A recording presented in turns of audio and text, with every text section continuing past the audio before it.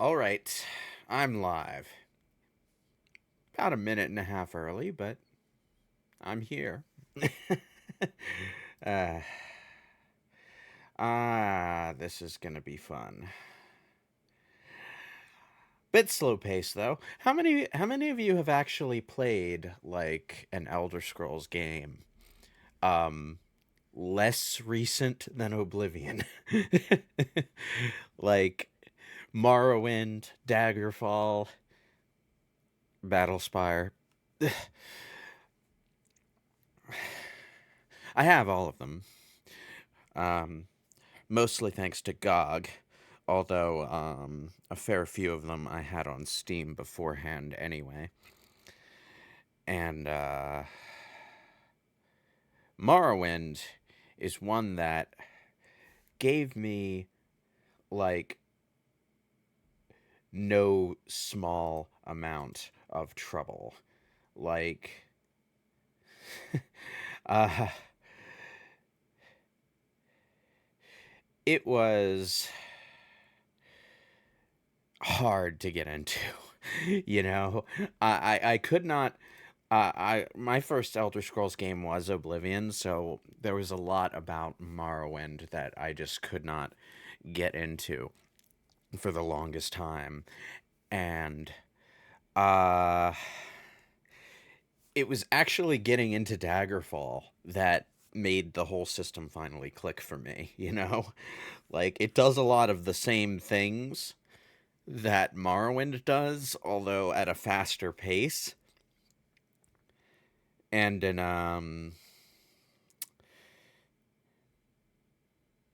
in a way that moves along at a faster clip. And that helped me uh like find my flow with the systems, and then I played Morrowind immediately after and fell in love with the game.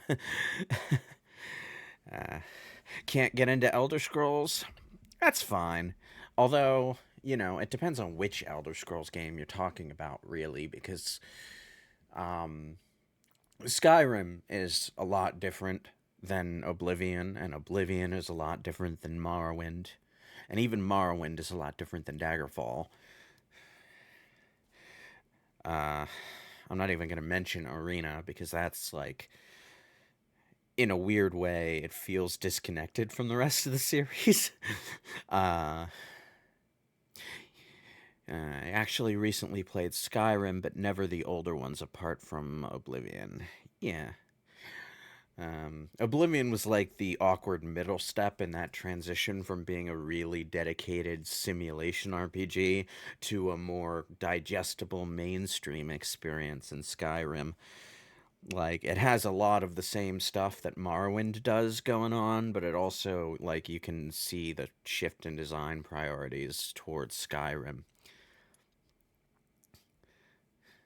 Skyrim kind of got too much press in my area that I got sick of it, likely my patient zero. Yeah, that's fair. That is fair. Now, I'm going to very quickly um,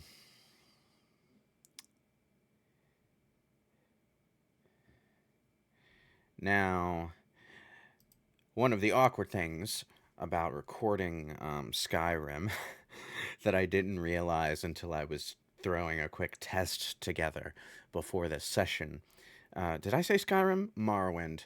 Um, it's a full screen game, which means I can't click in and out of it without like taking the game off of my menu. So I won't be able to mess around with my other monitor without returning to the desktop here. But every time I transition away to the game or back again, you can see my webcam poking out to the side for a bit there. Come on. There you go. Good job, Streamlabs. I had a devil of a time just getting this stupid thing to display. You keep starting Skyrim, but never finishing it. Yeah, that's fair. I've never actually finished Skyrim. I've played hundreds and hundreds of hours of it, but I've never actually finished it, insofar as I've never completed the main campaign or any of the DLC quests. Dawnguard and Dragonborn, that is. I've obviously done Hearthfire, because that's just buying and building a home. I showed, when I was back on Twitter, I showed that, like, Twilight Zone frickin' story where one of my adopted children vanished into the fucking Shadow Realm. I was playing on PC at the time, and I noticed that one of the two adopted girls that I had in the Hearthfire manor that I had moved everyone into, was disappearing instead of going to bed at night. So one night, I opened up the console and I teleported to that child's location, and I popped into the little void dimension where all the unused furniture is stored while it's not being used by the house itself. And she was just standing there. I had to move my family out to another player home and then move them back in to get them to reset their positions, because for some reason both children were assigned to the same bed, I guess, and the second one just didn't know what to do with herself when she couldn't go to sleep, so she popped into the void every night. And this was after installing the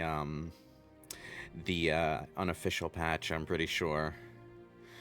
Anyway, we're not playing Skyrim, we are playing Morrowind, OpenMW version 0.48 to be specific. I've heard 4.9 has a controversial change involving the timing of attacks that I'm not particularly interested in experiencing, because it sounds like it seriously changes the gameplay too much.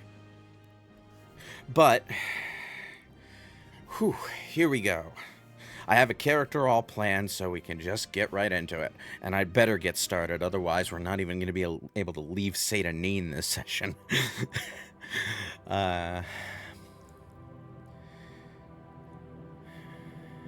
How's the audio levels? I just realized that I can't actually click out of the game and check the audio levels. I would have to scroll down the mixer, and I can't do that without going back to desktop. I have taken you from the Imperial City's prison. Oh, okay.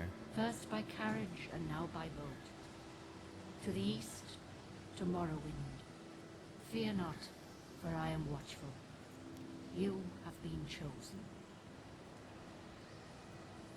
This is actually a really interesting twist on the idea of a chosen one plot. We're here. Why are you shaking? Are you okay? Wake up. Stand up. There you go. You were dreaming. What's your name? Now, as you can see, he's not a potato person. So, one of the few mods that I have installed here is better faces and better bodies in general. I do that because I don't really gel with the character models in base Morrowind. I mean, people make fun of Oblivion for, you know, having potato faces, but over here, the High Elves look like they're actual root vegetables plucked from the ground. So, yeah, better faces and better bodies. Animations are still a little awkward looking in places, but it's Morrowind. What can you do? This right here is like the only place where I think Morrowind's opening kind of stumbles. You have to name your character, and then you go through this whole sequence before you actually create them. Even Skyrim has you name and create your character on the same screen. You know, like, until I've created a character, I don't necessarily know what I'm going to name them. I know what I'm going to name my character. I'm just, like, using the same character I used in my last big playthrough. Anyway, yeah. Well, not even last night's storm could wake you. I heard them say we've reached Morrowind. I'm sure they'll let us go. Quiet. Here comes the guard. This is where you get off. Come with me. Judging by that strut, you must be the Belmont. Like, holy shit, the walking animation in this game.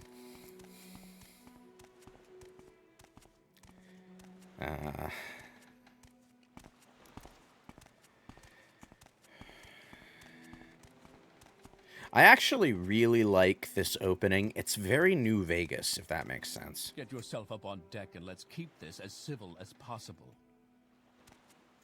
It's like the mystery here is why the hell did Emperor Uriel Septim release this specific prisoner to this specific place? This is where they want you. Head down to the dock and I'll show you to the census office. Like, what am I doing here? You finally arrived, but our records don't show from where. Considering this was the first full 3D mainline Elder Scrolls game, potato-looking models is too bad, considering what Neverwinter Nights from BioWare looked like. I don't think Neverwinter Nights 1 looked particularly good either, but it had the benefit of the camera being pulled back a little bit more, you know?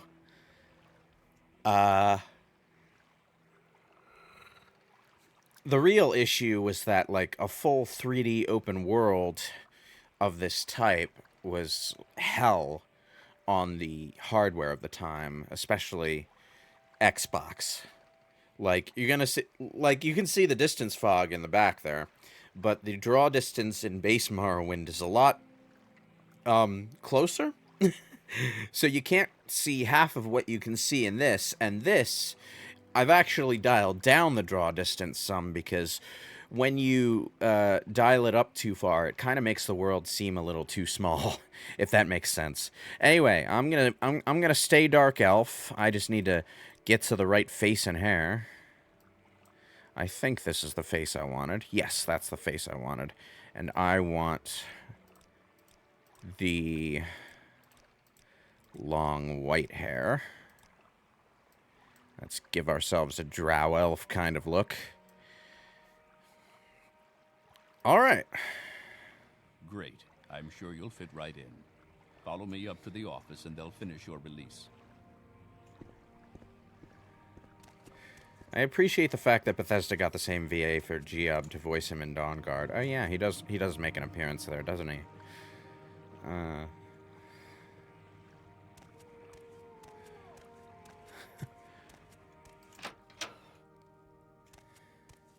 Yes, we've been expecting you. You'll have to be recorded before you're officially released.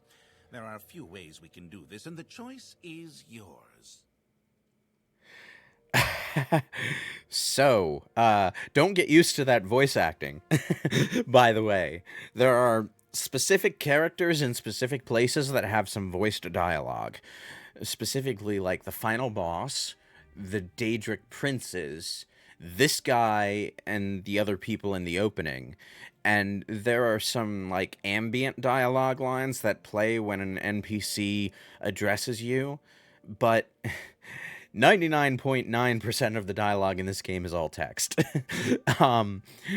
There are definitely limitations that come with voice acting, but you're going to be reading a lot if you play Morrowind. Anyway, this was the last game. No. Oblivion actually still did this, now that I think about it. But, like, ever since Daggerfall, a big element in the Elder Scrolls was creating custom classes. Unfortunately, no game has given us as robust a class creation system as Daggerfall. But I have a character concept that I quite like, that I played with the last time I played through the game, and I'm going to recreate it now. Okay, so our favorite attributes, which get a +10 bonus at the start of the game, are going to be endurance, because the higher your endurance is when you level up, the more HP you gain. The earlier you raise your endurance, the more HP you will get. So it's always a good idea to lean on endurance early. Unless you're specifically making a character who's supposed to be a glass cannon for roleplay reasons. The other favorite attribute is going to be luck, because this plus 10 here is the only time you'll ever be able to put more than 1 point into luck. The other stats get a bonus at level up based on what skills you've gained levels in over the course of that level. But luck, there are no skills tied to it, so you'll only ever get 1 point when you level it up. This is the only way you're going to get more than that. My specialization is going to be magic. Your specializations all get +5, and they level up a little bit faster. Anyway, for our major skills, this is a sword dancer. Conceptually, she's kind of based off of Elistre from the Forgotten Realms setting in Dungeons and Dragons. Yeah, there is one way, the Bitter Cup, but that assumes that luck is your highest stat, which it never will be unless you deliberately, like, drink potions to lower everything else down. I mean, I know that's an exploit that you can pull off, but... like, holy hell. This had to come out on CD-ROM on PC, fellow chat members. Oh, yeah. Yeah, it did. That was the DVD generation, so, like, multiple discs. Holy hell. I mean, I'm pretty sure Daggerfall was on 8 floppy disks, too, so... multiple disc PC releases were not a strange thing to the series. Anyway, major skills, which are the ones that start highest and level up the fastest. I'm going long blade and unarmored defense. I missed the unarmored defense skill. It would have been really great if I could have an unarmored defense skill in Skyrim instead of being completely defenseless until I can start using the mage armor perk. I'm not bitter. Anyway, our other major skills are going to be speechcraft and, let me see, acrobatics and athletics.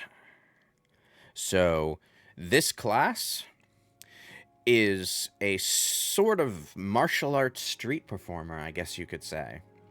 Conceptually, well, I might as well fill in the class description while I'm here.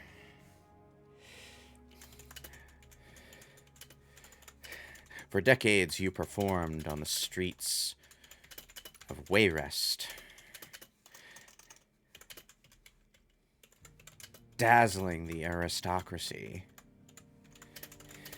with your feats of grace and,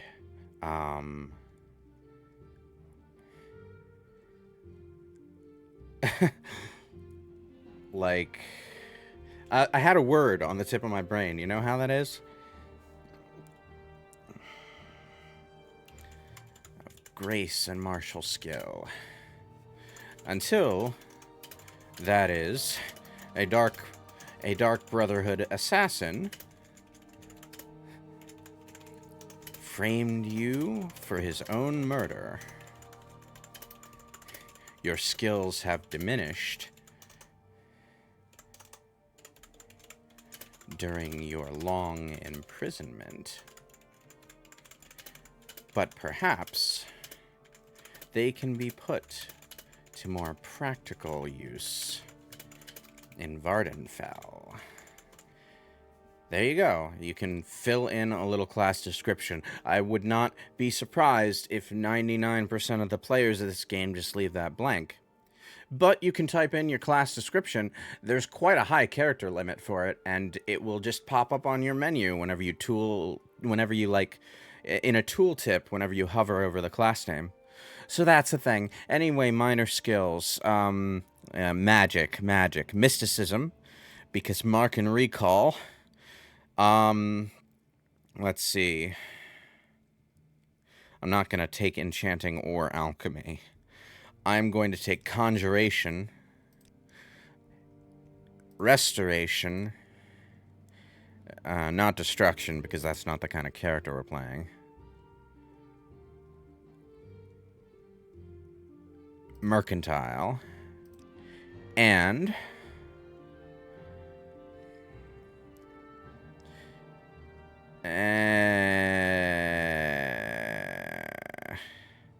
let's go with alteration, why not?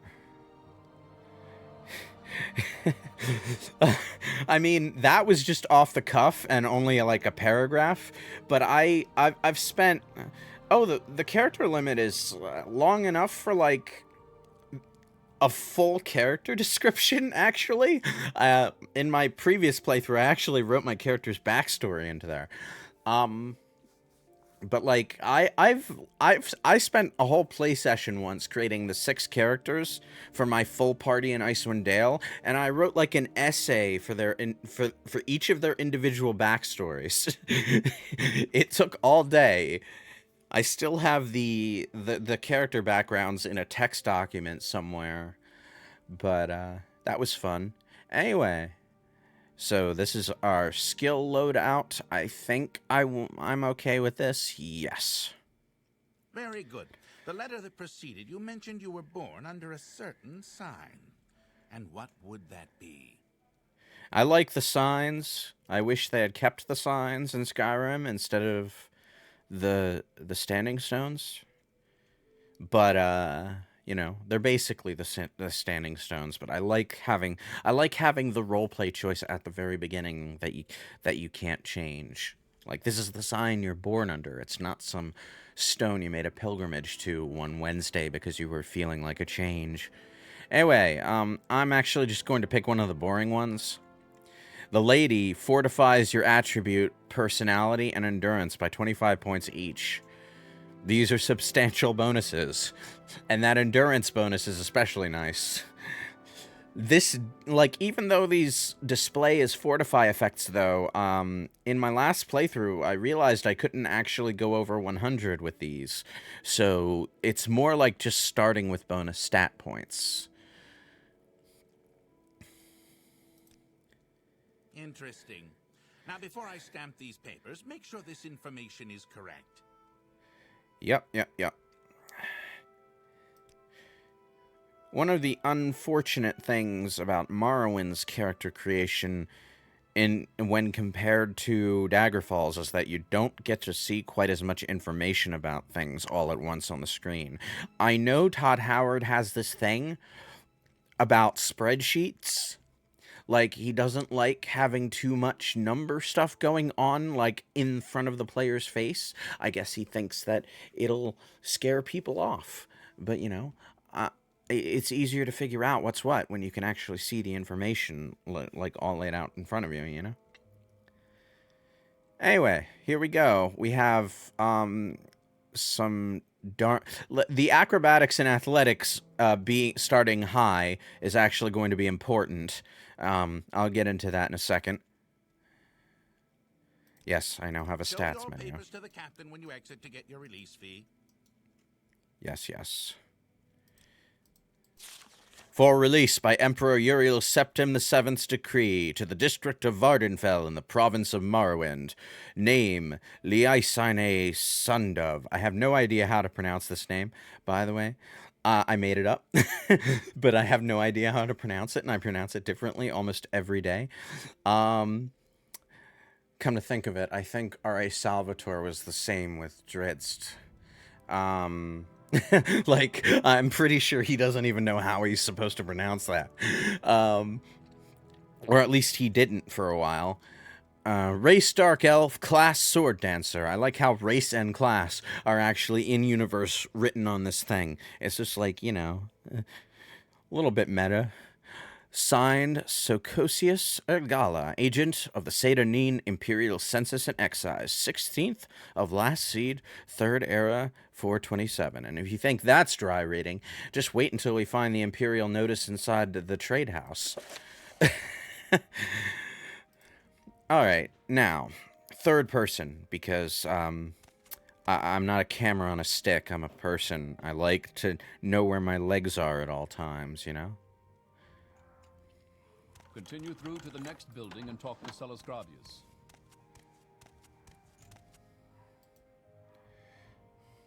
With what you mentioned about menu and information oversaturation, that explains so much with the declining quality of Fallout games recently.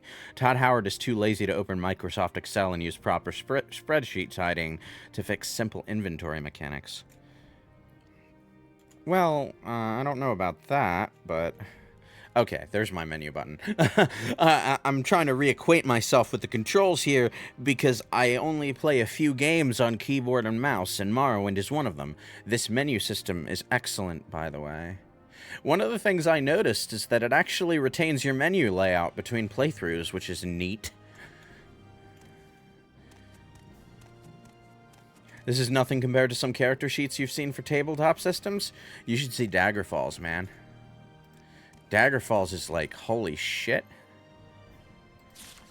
Hriskar, don't think I've forgotten our wager. I want this dagger sharp as a scamp's claw by morning. Yeah, okay. Map menu, thank you. Oh, and another thing about the menus, let me just pull this up again. You see this thing, this little square in the corner? If I push that and then exit out of the menu, that menu will stay pinned while I play. You can do that with any of the menus. And you can move them around and resize them as you like. I love this interface.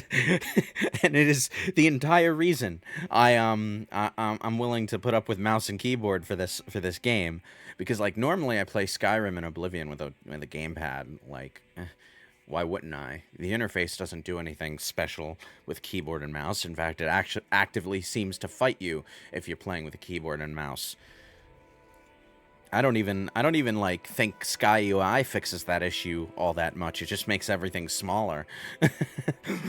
With what you mentioned about, oh wait, I've already read that one. Too many things on screen is a little daunting for some people, so you can slightly see why. Yeah. But it's like, you know, it's only daunting until you get into it. And then once you get into it, oh yes, the Xbox port of Morrowind is... The interface is so lame on the Xbox, actually. And the dialogue window confuses me because it, like, takes up the entire screen and covers everything. So you're literally staring at a wall of text the entire time. Anyway, I'm just gonna, like, really quickly take Fargoth's ring here. Yes. I know how to cast magic, thank you. Hello, buddy. First, let me take your identification papers. Thank you. Word of your arrival only reached me yesterday. I am Celes Gravius, but my background is not important. I'm here to welcome you to Morrowind. Now, dialogue in Morrowind is based on keywords, which is a really old-ass RPG trope that goes back to games like Ultima, where you would literally just type a topic word into the game, and if it was a word that the NPC was programmed to respond to, they would respond to it. But in Morrowind's case, it goes the Ultima 4 Master System route of just showing you the keywords that your character has already learned. And if it's colored blue, or at least in Open Morrowind, it's colored blue, it's a keyword for which that NPC has a unique response. Oh, crap, that was in the old Fallouts. What was in the old Fallouts? I know it wasn't keywords that was in the old Fallouts. I've played the old Fallouts, and they just have dialogue options.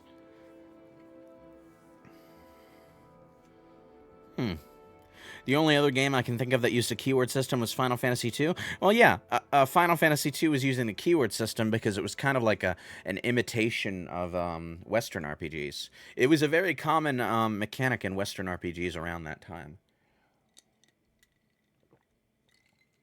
But the Ultima games used it almost all the way through the entire series. Now that I think of. Fallout 1 doesn't use a keyword system, does it? I don't think it uses...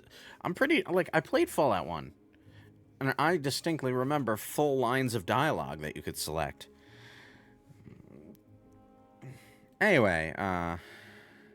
Let's ask about Morrowind. Yes, you're in Morrowind. I don't know why you're here, or why you were released from prison and shipped here.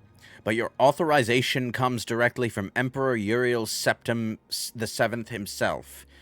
And I don't need to know any more than that. When you leave this office, you are a free man. Oh, I know the prison wear doesn't exactly flatter, but that hurts a little, I'm going to say. But before you go, I have instructions on your duties. Instructions from the Emperor. So pay careful attention. Uriel Septim? Yes, Uriel Septim is still the Emperor. According to my instructions, he personally authorized your release from prison and your delivery here. It's all very mysterious. But that's the way the Empire works. Silence. Secrecy. Let not the left hand know what the right hand is doing. I don't know, that sounds inefficient to me. Like, maybe it's not such a surprise that the Empire ended up in such a sad state by the time of Skyrim.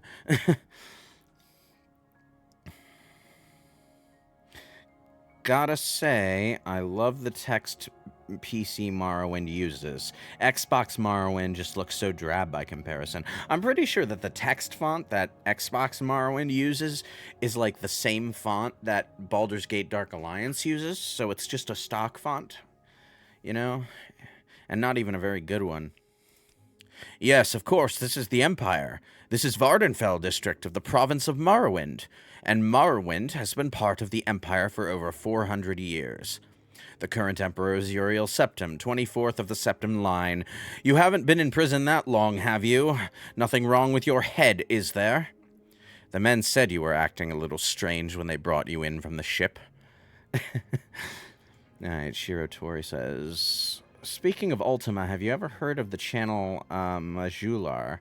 He's been doing a great retrospective on that series. No, I haven't heard of that channel, but I will have to check that out. Thank you for letting me know. Anyway, duties. This package came with the news of your arrival. You are to take it to Caius Cosades in the town of Balmora. Go to the South Wall Corner Club and ask for Caius Cosades. They'll know where to find him. Serve him as you would serve the Emperor himself. I also have a letter for you and a dispersal to your name.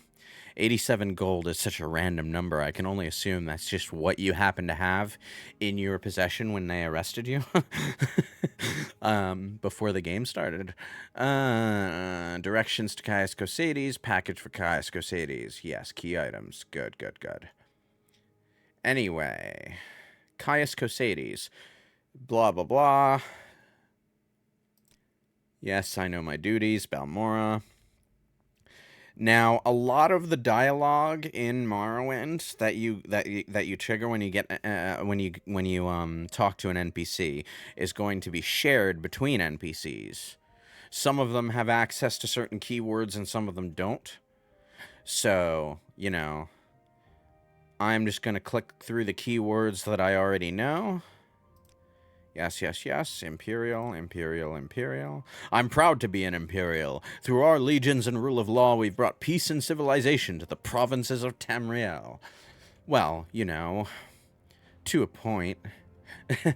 Actually, the Empire's relationship with Morrowind in particular is interesting, because Tiber Septim couldn't actually conquer the place when he was at war. I mean, he probably would have, if it had come to that, but the tribunal negotiated a more favorable situation for themselves.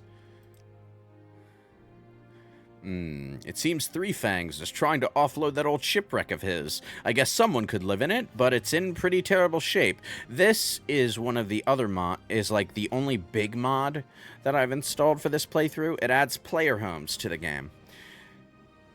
Awkwardly, despite being one of the most heavy-handed in its simulation elements, Morrowind is like the only game in the series other than the first one that doesn't have player homes.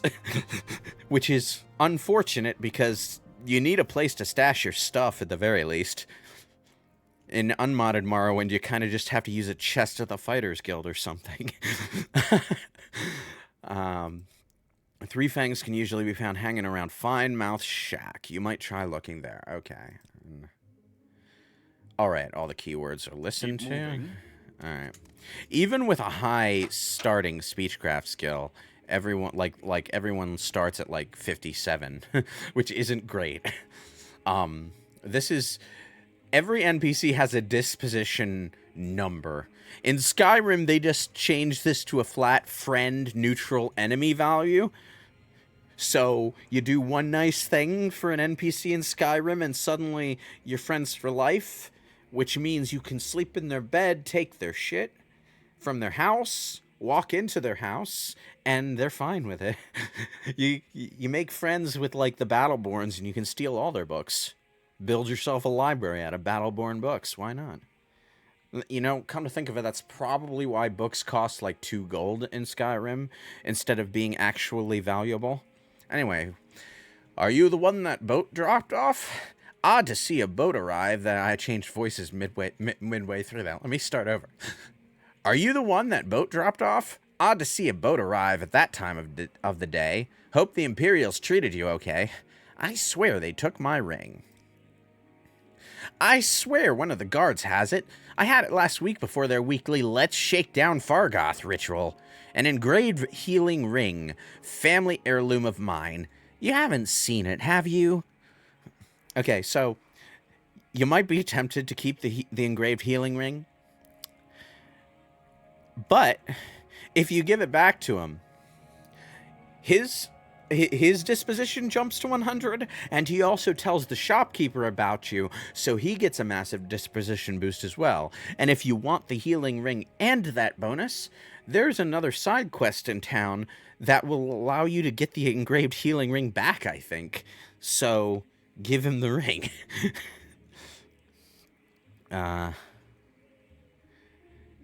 I used to take over the shack, let me see, wait, who?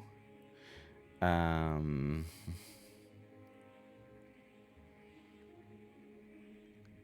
used to take over the shack of the guy that murdered the tax man. Oh, yeah. Yeah, I remember. Well, actually, I think a lot of the stuff in that house is still marked as stolen if you take it after he dies. I think you can, like, take over houses that were previously owned by quest targets, yeah. I'm pretty sure you can use Caius Cosades' house after he dips. And I think the chests by the beds in the Fighters Guild are safe storage. Anyway, here, take your ring. You found it! Amazing! Thank you, thank you! You are now my favorite friend. I'll be sure to tell the others, especially my friend Aurelie, whose name I do not know how to pronounce, and who runs the trade house here. Go see him. He'll be happy to see you now. Thank you. Anyway, let's, the generic. I do want to click all of the keywords, because even if I don't actually read them now, Morrowind has an excellent journal system that actually catalogs all the dialogue by topic. So if I say someone in particular, I can look up the topic someone in particular in the journal, and all the dialogue options and all the dialogue responses I've gotten from that keyword will be in my journal, and I can just reference it at any time. I don't think the game launched with that feature, but it was added in an update at some point. So it's actually like it's really good, and I wish other games did the same thing. Little secret. If someone attacks you first, you have the right to defend yourself. If someone doesn't attack you first, you're going to break the law if you attack him. Thank you. Whew, you're bitter green, Outlander. Might as well wear a sign new in town. Yeah, it's the prison. It's the prison clothes, but at least you're not calling me a man. I heard there has been some trouble up at Forest Frostmoth. Never heard of it? It's on an island called Solstheim, north of Vardenfell. Also, I heard they're reforming the Dawn Guard. This rumor pops up so damn early. It's like one of the first rumors you'll ever hear if you have the Tribunal. No, this is the Blood Moon expansion. Tribunal is Southern Morrowind. Solstheim is Blood Moon. Solstheim is also Dragonborn in Skyrim. It's the setting of both DLC campaigns. It's actually pretty cool that they bring back a chunk of Morrowind for a DLC expansion. To what do I owe the honor, Dunmer? It also makes a lot of sense in the lore for them to do that, because Morrowind and Skyrim both have a historical connection with Solstheim, you know? Anyway, you might notice I'm not running. The reason I'm not running is because running consumes fatigue. You see that little green bar down there?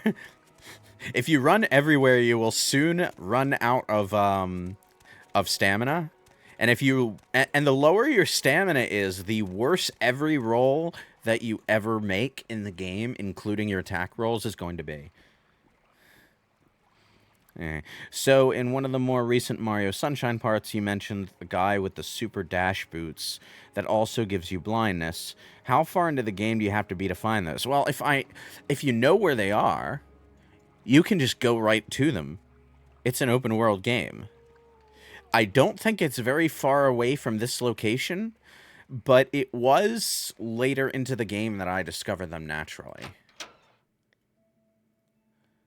Anyway. Hi, Relay. Welcome to Relay's Trade House.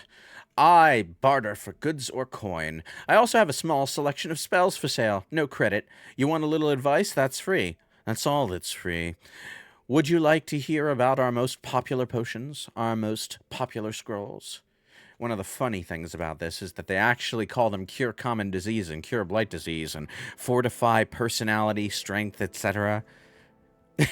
There's, like... It's not very immersive hearing them use gaming terminology and dialogue. But, you know, you get used to it. I love that the lower part of Solstheim becomes more like Vardenfell in Skyrim. Yeah. Yeah, because, like, well, I mean, all the Vardenfell people who didn't get killed when the volcano erupted and the big rock fell either, like, left Morrowind entirely or had to migrate to nearer landmasses, and that included Solstheim. So you're getting a lot of immigration from Vardenfell to Solstheim, and they built stuff there, you know? I think House Redoran is there in Dragonborn, if I remember. I haven't actually played it, but I've spoiled a lot of it for myself.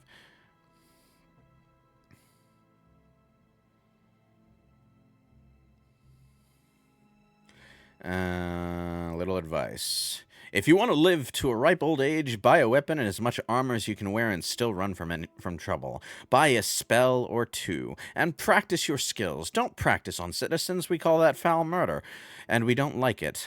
But you can kill smugglers and bandits and other outlaws all you like. Outlaws have no rights. Oh, that's charming. Plenty of adventurers make a living from killing and looting outlaws. That smuggler scum down in Adamant Sartis, for instance. The cave down near the Siltstrider platform. There are actually 2 NPCs that direct you to that cave. It's supposed to be a practice dungeon, but there's a mage up front who will one-shot you if he hits you with a spell. So it's a bit of a daunting practice dungeon, to be honest. Latest rumors. I heard that Hriskar upstairs is having some financial troubles. Can't seem to win a wager these days. Oh, greetings. Anyway, I am going to go upstairs real quick. I'm not going to talk to this guy because, like, On your way. I don't like this guy. Head on. This is a funny thing. Trade House notice. Hereas at the general sessions of the peace held for the district of the House of Hlalu at the town of Balmor on the 16th day of the yada yada yada. This is a legal notice. And it's written like one because holy hell. This is boring to actually read, but it's actually pretty immersive to find something like this in a game world. I'm just going to say. Anyway, 2 things that I want to... Is there something I can do? Speak freely, friend. Right. Every time you walk near an NPC, they spout off a voice line. I'm listening, so go ahead. Gets a little annoying at times, but you know. Anyway, what I wanted to call attention to here is latest rumors from this specific NPC. He will say, "Did you hear that some fool lost Mentor's ring in a tomb along the Bitter Coast, or so they say? We are on the Bitter Coast, and the specific tomb that Mentor's ring is hidden in is actually very close by. So, we'll be going to find that." Anyway, a little advice. First visit to Morrowind, blah, blah, blah. Talk to everyone, talk is cheap, blah, blah, blah. My trade. Every time you ask these people up here about their trade, they actually advertise their class at you. Like their gameplay class. "I am a battle mage. Though arrayed as a western knight with heavy armor, axes, and long blades, my primary training is in the College of Alteration, blah, blah, blah, blah, blah." It is an advertisement to play their class. Alright.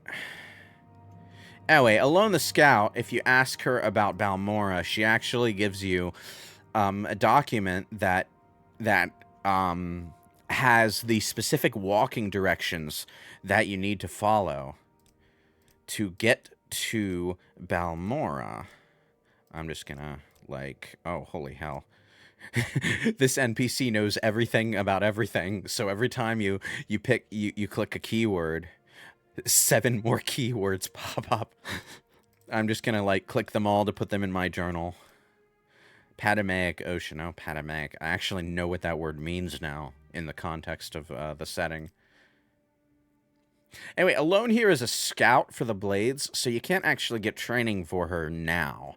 But she will allow you to take training from her after you've joined the Blades, which happens in pretty early on in the main quest anyway. I'm gonna, like, very quickly... Does anyone ever play as a bard in an Elder Scrolls game without mods? I know that with mods... A friend of mine says that you have to visit the House of Earthly Delights in Saran. Okay, dude. You know, we're trying to keep the age rating of this game down. You know... We got stuck with the worst rating when Daggerfall happened. Anyway, so do not try to train your low-level skills manually. It's unless you have, like, the patience of a god, because my cousin claimed he saw a city in the water near Narmak. He's a drunkard, though, and spends too much time in the sun. This is actually a really good rumor to find, because the city in the water near Narmak is a location that you can visit. May I help you? But you might not know to look for it unless you hear about it. And it's only that one NPC, I think, who says it. Anyway. You might notice that I'm not buying a sword. The reason I'm not buying a sword is because there's an enchanted sword that you can get for free not very far outside of town. He was caught off guard when he fought one monster and it was completely topless. Wait, what?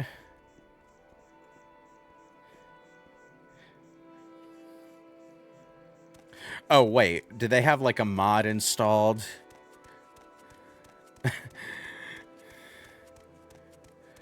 Anyway, what we're about to see is a certified classic Morrowind moment. If I were playing on my own time, I would be leisurely picking all the mushrooms along the road, but screw that. I mean, it is a good way to make some early game money, but, you know, screw that for now. We're streaming. Morrowind's a slow enough game when you're not, like, deliberately taking your time to smell the roses. Slow down and walk every so often, you'll thank me. It's a good habit to have in Morrowind.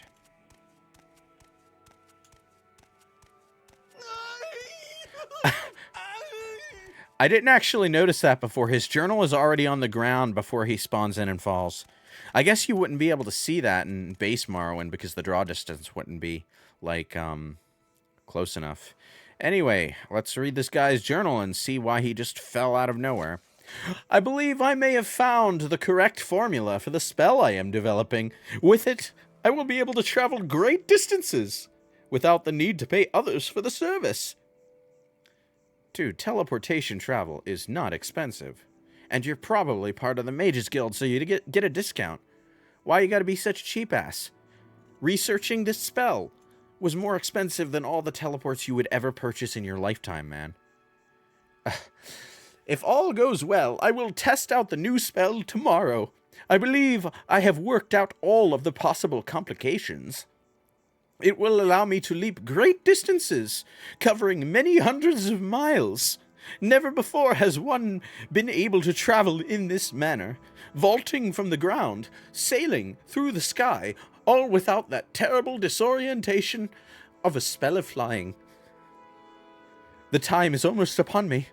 My research is finished, and all of my calculations are checked and rechecked. They laughed at me when I suggested this.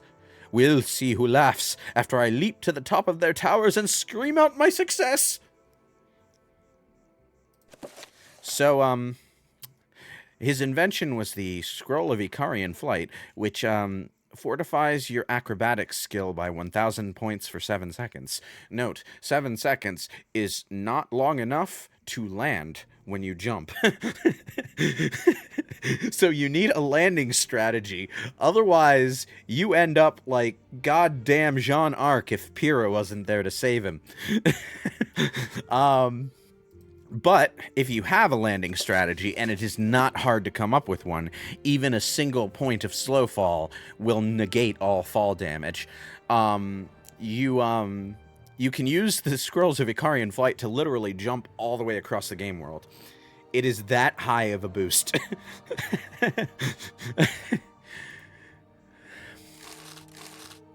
Also, the Colovian Fur Helm. Let's not wear that. I'm going to put on his, he's got a pair of extravagant shoes, which is actually pretty good. I mean, they're just clothes, but the extravagant and exquisite tiers of clothing have a pretty decent enchantment capacity. So you can enchant those pieces of clothing and do some good things with them. He also has an extravagant robe, which is great for mages, but not so much for me. What we're here for is the Iron Spark Sword. Now, if you played the other Elder Scrolls games, you might think, well, it's only got 10 charges. That means you can only hit something 10 times before needing to waste a soul gem on it. Not so in Morrowind. In Morrowind, and only in Morrowind, for some reason, enchanted items recharge over time. So, you know, if you run out of charges, you can just wait. Free enchanted sword. At the beginning of the game. Good stuff. Let's dispose of this corpse, because, you know, leaving an elf out there.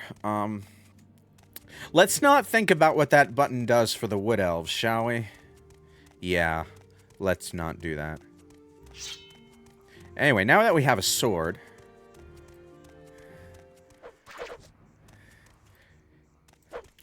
Oh, fair warning. Whenever you encounter a mud crab that's in an area that you're unfamiliar with, wait until the combat music starts before you go and attack it.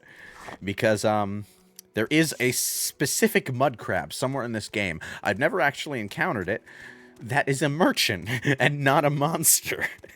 So you could accidentally end up killing the mud crab merchant, but it's actually like the merchant in the game that has the most money. Now, there is a setting to always use the strongest attack with your equipped weapon. I have it disabled, but in Morrowind, you have 3 different attacks that you can use based on which direction you're moving when you hit the attack button. A chop, which is standing still, a slash, which is moving sideways, and a thrust, which is moving forward.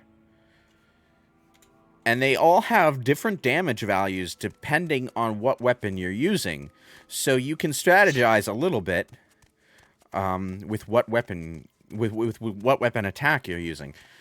In Arena and Daggerfall, you also had these attacks, but you would have to hold the mouse button and then swing your mouse, and it was really awkward.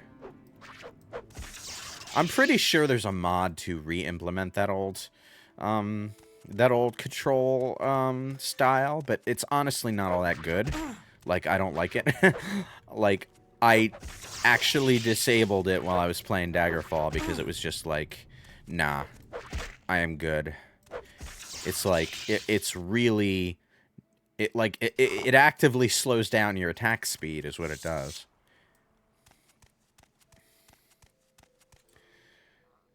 The best thing about the Mudcrab Merchant isn't just the fact that he has 10k gold, but the fact that he buys and sells everything at 100% of the item's value. The scamp named Creeper is the same way, though he has half the gold. Ah, I see. Yeah, that would be extremely useful. I haven't heard the rumor about this yet, but there is a dead tax collector right over there. It's actually a really lucrative early game side quest to deal with this guy, so we're going to be dealing with him as well. Take all, dispose of corpse. I always dispose of the corpses because, one, it means there's one less thing in the world for my save file to keep track of, but also because, don't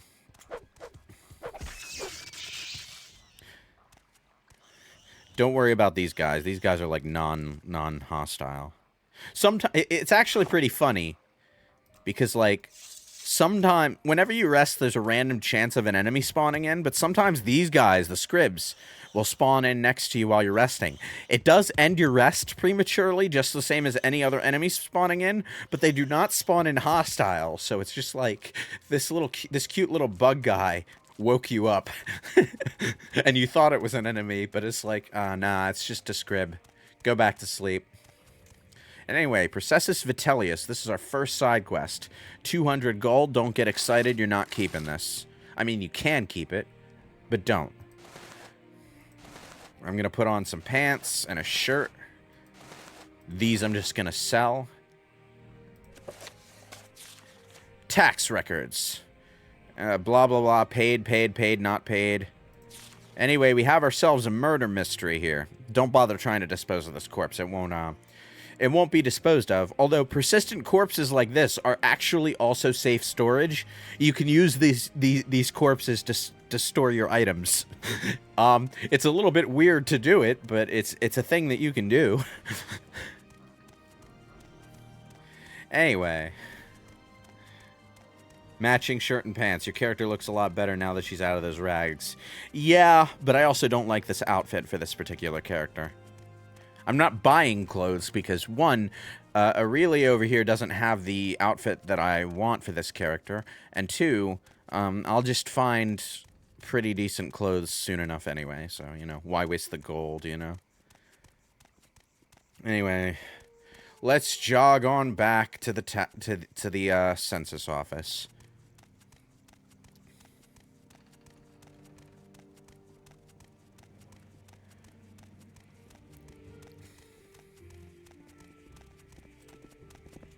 Hello.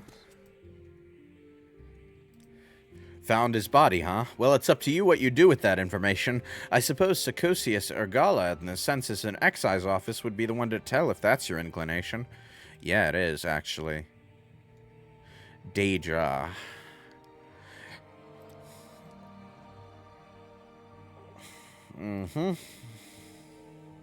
Ah, the Nerevarine prophecy.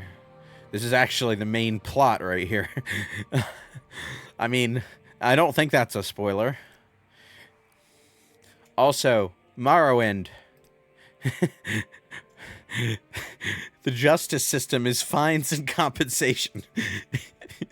If someone murders your uncle or something, then the person who did the murdering has to pay a fine so that the government can pay you in compensation for losing your uncle. And if they can't pay for themselves, they do labor. Okay. Yeah. Right.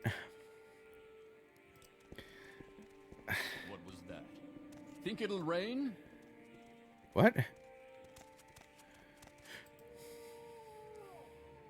Right. This NPC is...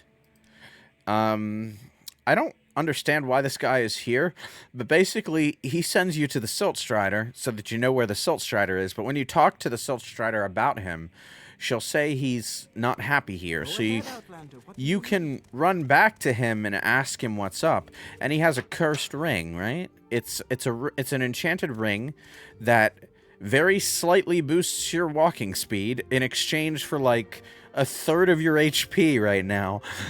It's not really worth it. You have to pay 100 gold to get it from him. You're really just doing a good deed for the guy, really. I'll probably do it before I leave Saint Denis. But like, there's nothing else to it. You get this really shitty enchanted item, and the only thing you can do with it is sell it off again for less than you spent. Yes, I found. Okay, murdered. What a waste. Processus was a good man. I had been wondering why we hadn't heard from him in a few days. Still, these are dangerous times we live in, and these sorts of things will happen. Did you happen to find a tax money he'd collected? I'd hate to be so callous, but I do have a job to do. Yep, I found 200 septims on his body. You did? How odd that he was murdered but not robbed. Your honesty is appreciated. I can tell you that. I won't forget this. In fact, if you're looking for some money for yourself, I'd like to see the murder of Processus punished. Killing an emperor's tax collector is punishable by death. Find his murderer, bring him to justice, and the Census and Excise Office will pay you 500 septims. So you see, your reward is 500. You might be tempted to keep that 200, but in this case, honesty pays. Anyway. There we go. This is not a particularly hard quest to figure out.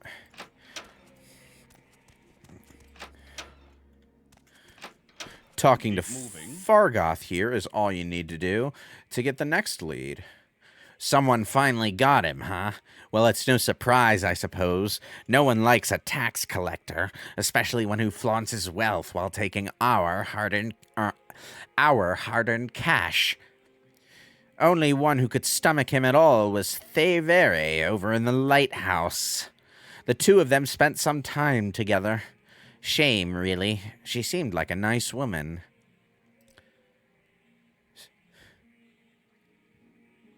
Right. This is a wondrous encounter. Welcome.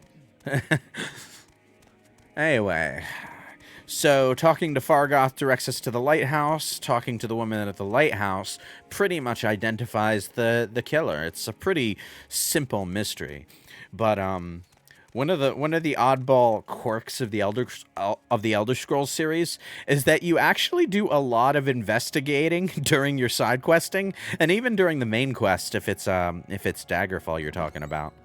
It's like, you know, they write a lot of mystery stories in this series. You're new to Saint Denis, right? I am Thevere Vedrano. I'm sure you have questions. Go ahead, ask. I have plenty of time. Processus murdered. No, tell me it's not so. He was the gentlest man I've ever met. He and I had become so close in the past few months. I don't know what I will do without him. I've only seen him get angry once or twice, and never raised a hand to anyone. This is so sad. Minor bug. I'm not sure if it's OpenMW that does this or base Morrowind, but the Processus ring keyword appears before the Processus ring keyword actually comes up in dialogue. Well, not even angry, I suppose. I saw him arguing once with foreign Gilnith about his taxes. He thought Processus had been levying too much and skimming off the top for himself. Ridiculous. Processus wouldn't have done such a thing. I'm sure of it. Please find out what happened, friend, and if you find out what has become of Processus' ring, it would ease my heart. I gave him the ring many months ago, and it was dear to him. I would like it to remember him by. If you're wondering why she's so chill about this guy dying, relatively speaking, well, she's an elf. She's going to outlive the guy anyway. kind of had to make peace with that at some point. All right. I'm going to just click through the keywords. A lot of the early game keywords are deliberately just tutorial advice. Like, keep an eye on their dispositions.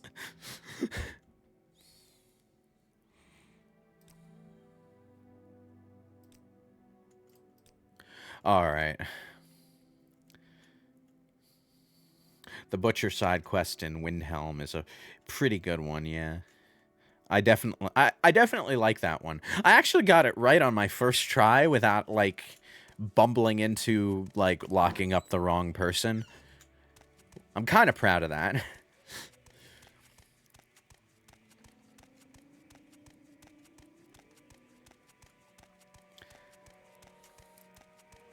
Anyway, if I remember correctly, the house we're looking for is over here. And I think the other house is where we can purchase that shipwreck home.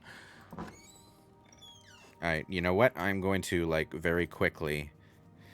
I haven't saved yet, I just realized. And there is a non-zero chance of me dying in this fight. So,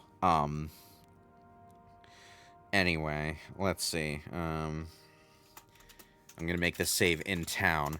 Always keep multiple saves in an Elder Scrolls game. What do you think of our village, Outlander? Oh. I'm fine, thank you. What can I do for you? You can tell this is a disposable NPC. He's got, like, no goddamn keywords. And the only other keywords he's got were added by DLC and a mod. Don't you have to finish the Civil War quest line to buy that house even after you finish Blood on the Ice? Actually, yeah. I think you do. Or at the very least, you need to finish the Civil War quest line to become Thane in Windhelm.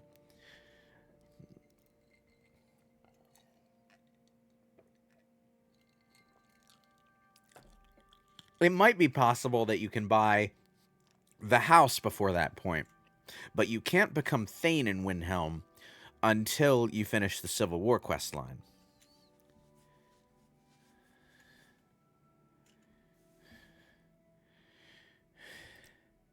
That fetcher? You're damn right I did him in. And a good thing, too. He was skimming a load of money from all of us honest people, overcharging us on our taxes and keeping the difference for himself. He was always flaunting his money around, showing off his new clothes and jewels. So I killed the bastard and left his body out there to rot with all his ill-begotten gold still on him. You can believe the guy and say you won't say anything, but, you know, sorry, buddy, I just don't approve of murder. You're one of them, huh? Come to kill me? Well, give it your best shot, Dark Elf. I've no problem spilling more of the blood of the Emperor's lackeys. It's kind of weird that he calls you Dark Elf when he is one himself. Maybe, like, it could be interpreted as him taking a pot shot at you being an Outlander, Dunmer, because the natives of Morrowind do kind of disdain Dunmer, who grew up outside of their country. But, you know, it's obvious that this was just scripted to say your race here, regardless of what you are, and they just forgot to give him alternative dialogue if you happen to be a dark elf. Anyway, this guy is fighting hand to hand, which is more dangerous than you'd think, because when you get punched, you lose fatigue. And if you lose fatigue, you become less likely to succeed at everything. You also lose fatigue every time you try to attack. So, you know.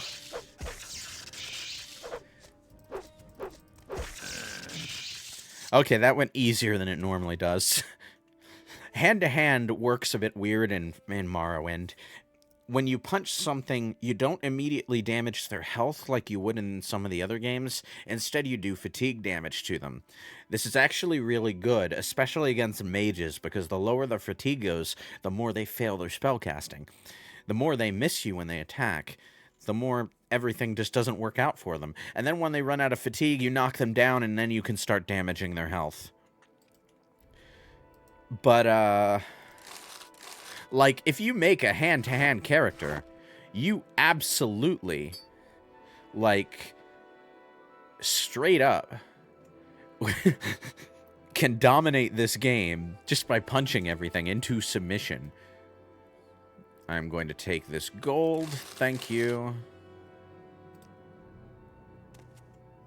Now, most of the stuff in here is considered stolen goods if you take it. Unfortunately.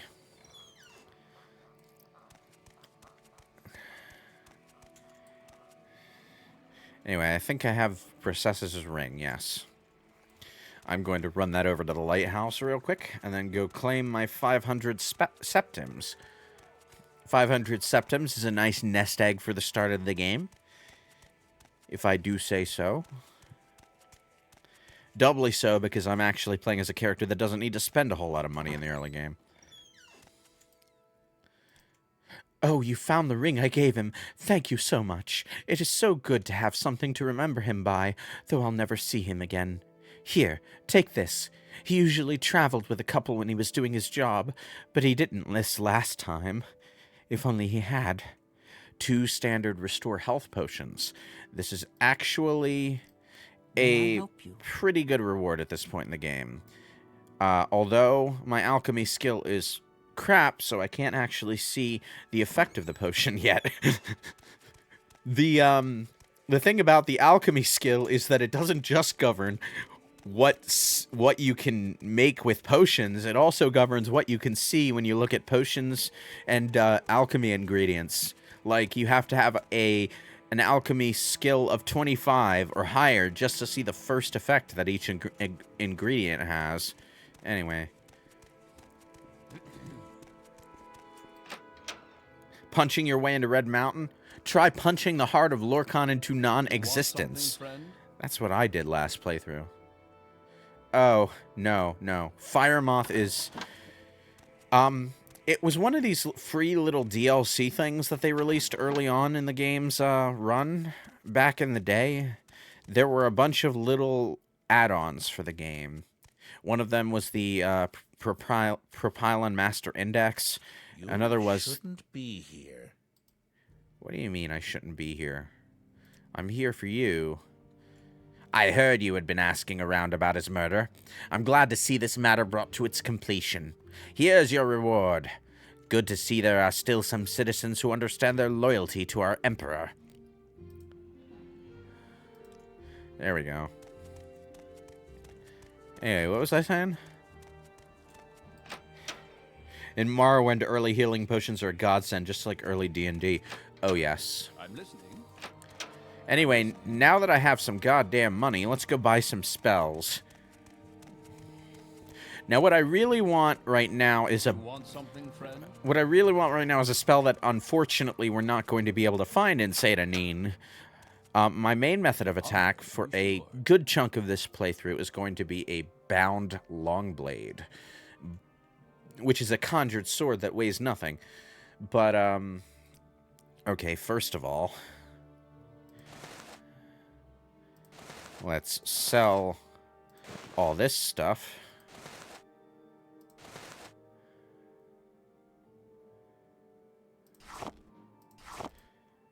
I'm not going to be doing any alchemy for a good long while, so any alchemy ingredients that I happen to pick up are just going to be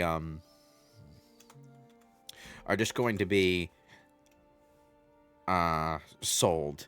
Anyway, to level up your mercantile skill, you need to get these. You need to not just sell things for whatever the asking price was. You need to actually do a little bit of bartering, which mostly just means adding or subtracting a couple gold from whatever the initial offer was so that it counts as experience. Unfortunately, oh, that's actually a pretty decent amount. Okay, yeah. Anyway, it's easier to do that when the amount is higher. You're not going to be able to sell a 2 gold shirt for 3 gold. You know, that count. The percentage needs to be, you know, reasonable. Otherwise, honestly, the game in the series with the most interesting barter system is actually the first one. Weirdly, it's like the one area where the first game kind of like has a more interesting system than anything else than any other game in the series. All right. So,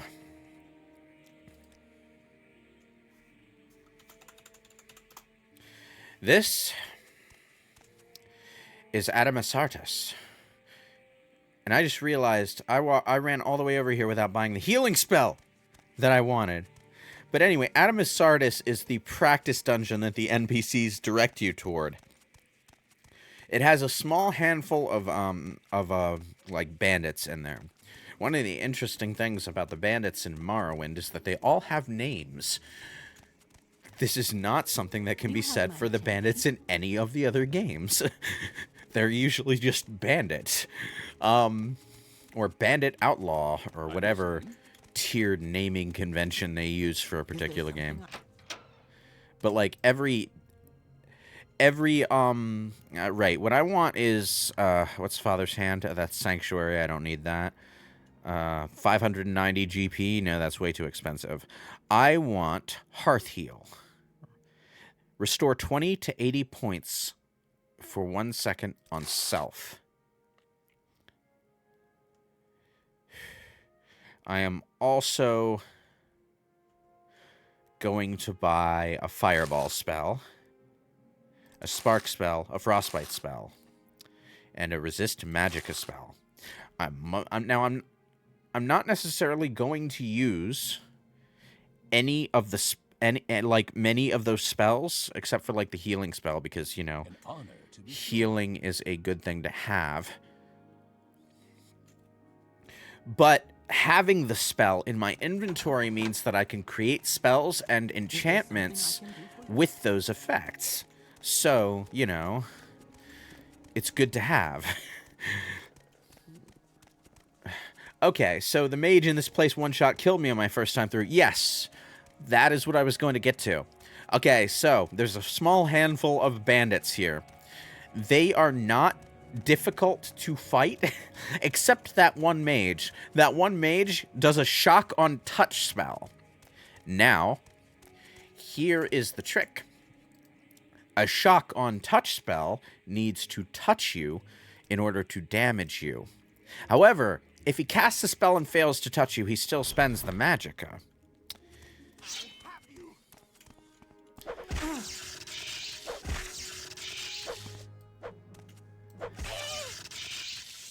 Easy peasy. He needs to touch you in order to damage you, but he'll still spend the magicka if he... Okay, that's the pair of pants that I want. I'll take all of this and dispose of the corpse. If he uses up his magic, he'll just pull out a knife and start trying to poke you. At that point, you can pretty much fight with impunity.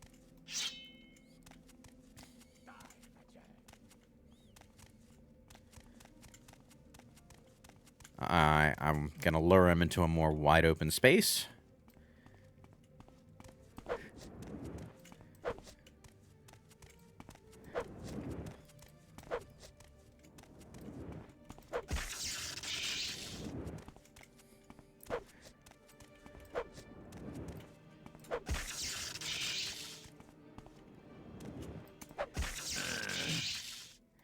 See? Easy. He didn't even get to the point where he was actually trying to stab me with a knife before I finished him. All right. The beast races especially had goofy running animations. That's because they had goofy legs. They didn't have human legs in Morrowind. They have, well, actually, I can just run over here and show you, because this is not just a bandit cave, it's a slaver camp. Yes, slavery is legal in this part of Tamriel, but that means we can actually help free them. But you see, in this room we have two Argonians and a Khajiit, and unlike in later games, they actually have like beast legs. So they both have they all have a different walking animation than the humanoid races do. Go free? You have the key. Will you let me go free? Yes. Alright. Now, the two Argonians just both say the same thing when you free them. By the way, there's a side quest that only unlocks after you've freed, like, 10 slaves, I want to say. So, this is a good jump start because you've got 3 of them right here. But you kind of have to go out of your way to free enough to trigger the quest. Yes, Badago is free. You are a good friend of Badago. Alright. So, that's 3. I think 7 more to go. Unless I'm getting the number wrong. I might be getting the number wrong.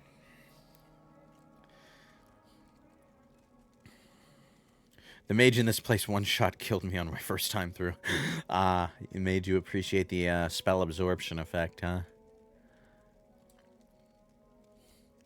Unless there's someone at Vivek that can teach you that spell, the soonest you can get the spell is at the Mages Guild in Balmora. Yeah. Alright.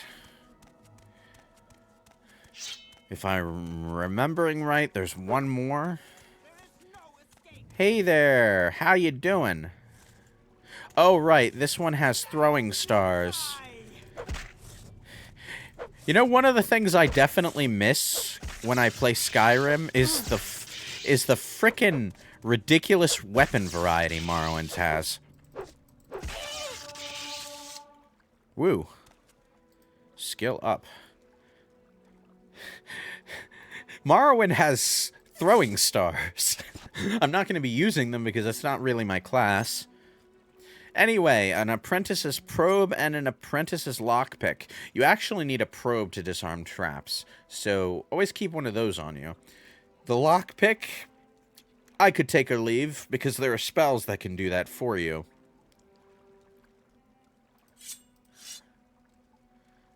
Take it all. Dispose of corpse. Anyway, I'm just going to pick up some gold here.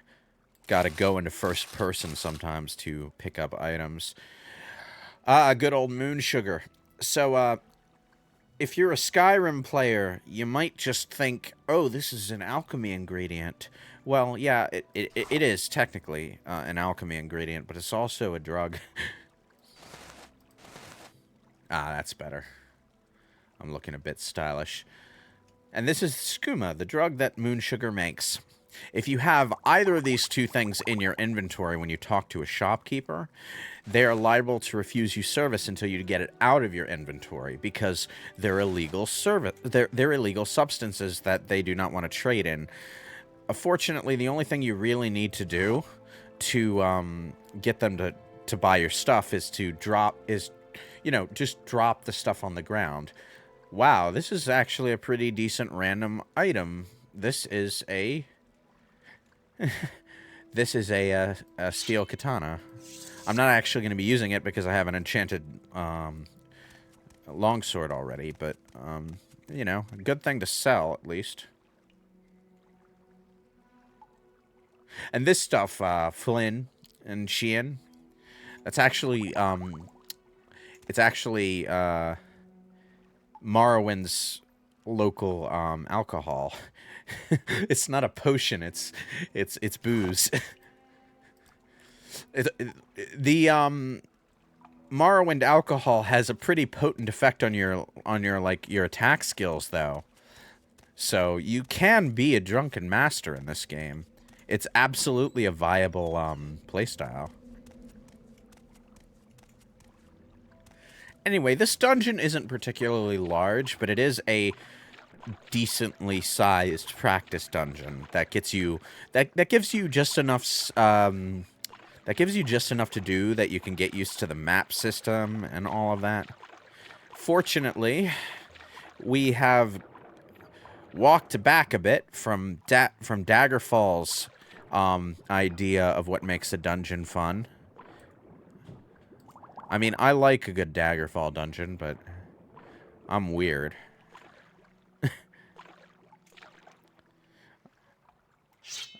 Oh, before I read that comment, I need to actually... it's a rat.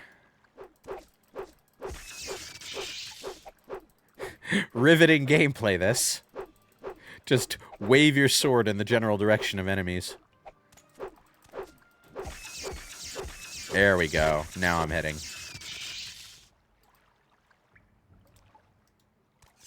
Anyway, what were you saying? I hated what Dragonborn did to Matse, Grief, Flynn, and Sujama. They just restore a bit of fatigue in that. Yeah, they give them the same effect as the other alcoholic beverages in Skyrim, which is to say, not worth bothering with. But, you know, Skyrim walked away from stats as a gameplay focus, so, you know. Netch leather left pauldron. Some loose change. Oh, by the way, in base Morrowind, we wouldn't have this nice, slightly pulled to the side third-person camera. Morrowind and Oblivion did have third-person modes, but for some baffling reason, the camera was dead center on your character. I remember playing Oblivion as a kid and using my character's head as the crosshair because it was always dead center on the screen, so that was just the easiest way to aim anything in third person, using your character's head as a crosshair, like your character is a gun and your head is the sight, you know? It's very awkward. I'm glad Fallout 3 and Skyrim improved the third-person mode, and I'm glad we have mods like Open Morrowind that just implement a better third-person mode.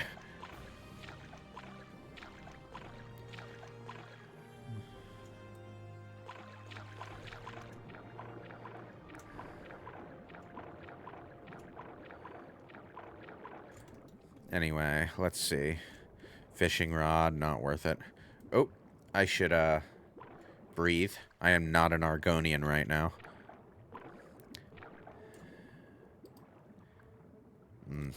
Bone meal. Yummy. Anyway, what I'm actually over here for is this chest. Let's see what's in it this time. Morrowind does not use level scaling the way the other games do, but they do scale, like, whatever spawns in a particular area to the level you're at when you get there. So it's not like completely level scaling free. You will get better stuff and fight stronger enemies in specific locations if you go there when you're at a higher level. But, like, when you fight a Golden Saint, it's always a Golden Saint. It's not going to be a level 46 Golden Saint because you're level 46. It's just a Golden Saint, you know?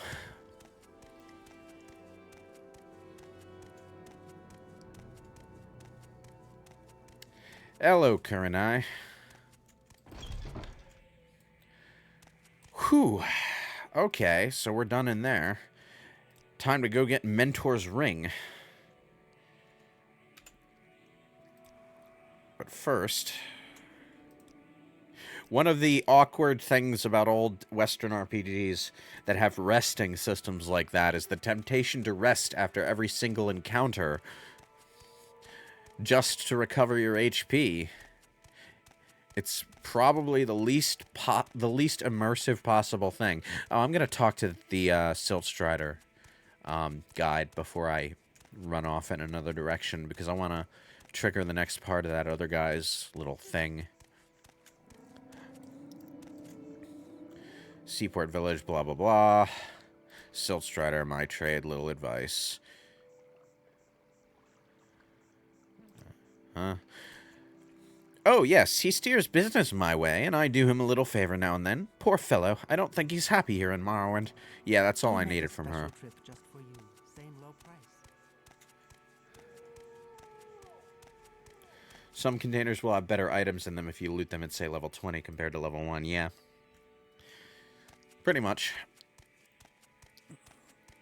There has always been level scaling in the Elder Scrolls. It's just that Oblivion took it way too far, you know? It should not be possible for a bandit group to spawn in Daedric armor, is all I'm saying. And I distinctly remember the experience that broke my patience when I first played Oblivion. I fought a single goblin, backpedaling away from it across, like, what felt like half of Cyrodiil, because he was just that goddamn tanky. Like, he wasn't super killing me or anything, but it took me forever to kill him. That goblin was ridiculous. And at that point, I was just like, yeah, this ain't it. And I dialed the difficulty down to minimum and just coasted through the rest of the game. My final boss against Mankar Cameron was him doing his evil monologue at me in the final boss room, and me smacking him with a sword once. And he just fell over dead. And that was my final boss. It felt like the end of Fable 2, actually. Anyway, Mentor's Ring, if I remember correctly. Yeah, it's in this direction. I recall in Morrowind that one way to level up the athleticism stat was to jump around like a lunatic. Not the athleticism stack, the skill, the acrobatics skill. Acrobatics is jumping. Athleticism is just running.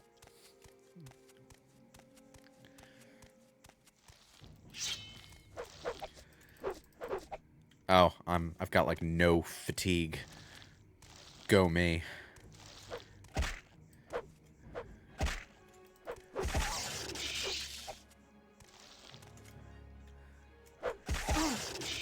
There we go.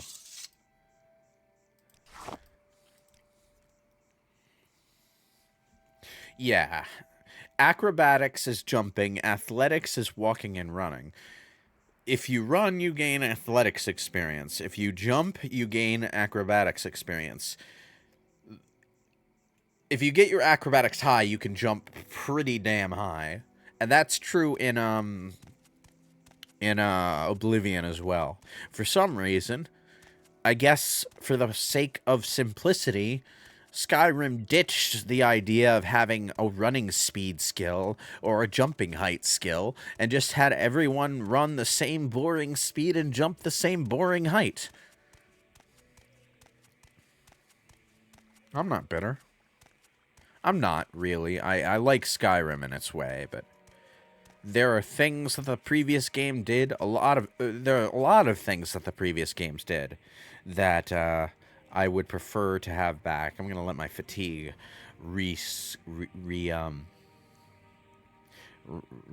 regenerate. Level scaling can easily become a dilemma when there are ways of leveling up that don't make you stronger. Yeah. There's also the fact that after a certain point in Oblivion, even if you're leveling up efficiently, there's a point where your damage potential stops increasing as you level up, and all you can level up is like your HP and stuff. But the other enemies in the game, they keep leveling up with you. They will continue to gain HP even as your damage potential has flatlined.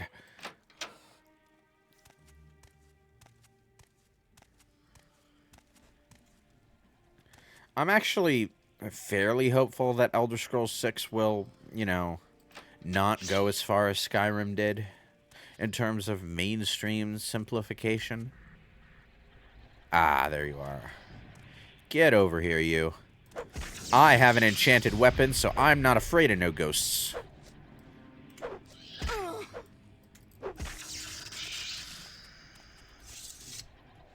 It's another reason I wanted that spark sword, is enchanted weapons can hurt enemies that are otherwise immune to your weapons. Anyway, always pay attention to these, like, side tables and stuff when you're in tombs, because they can have some pretty good stuff. This is a magic scroll, for example.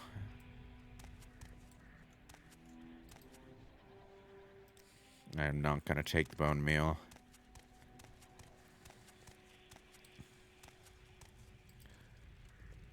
Wow. Wonderful. A chest with nothing in it. That can happen sometimes in an Elder Scrolls game. Sometimes you just roll a really bad number, and the loot table rolls literally nothing.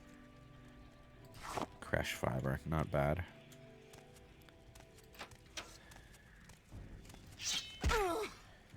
Oh, you... I was hoping to get behind cover. I forgot there was a skeleton archer there. You know, the skeleton archers are one of the most dangerous enemies in these goddamn games. You know? They just... frickin'...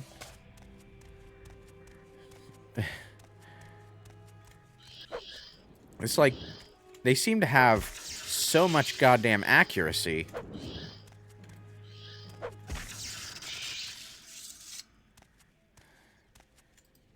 In the early game, I mean, like... Anyway, I'm just gonna save again. We kill death in nearly every Castlevania. Ghosts can die.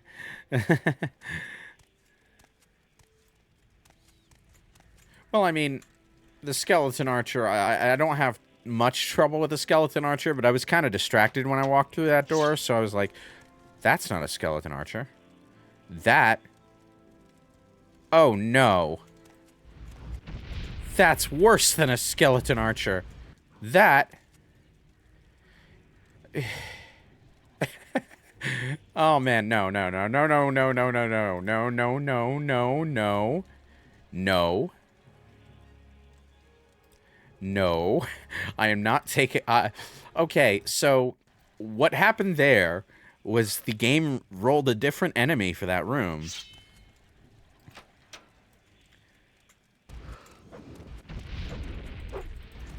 This bastard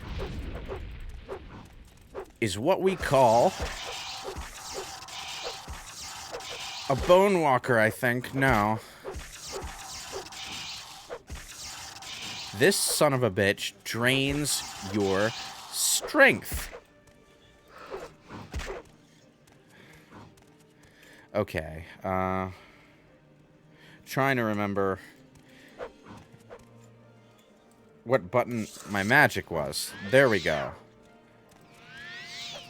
There we go. Oh. I failed casting it the first time because,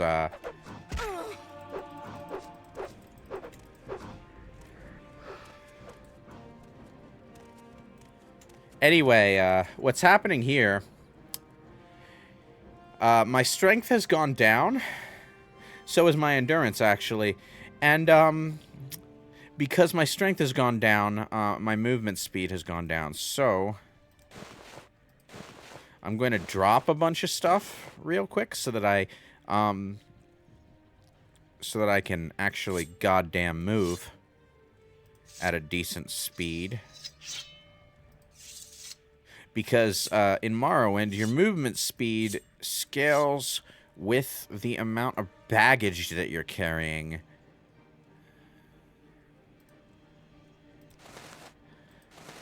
That's why I left this little empty space here so that I could just easily drop stuff. I'll pick it up when I'm done, don't worry.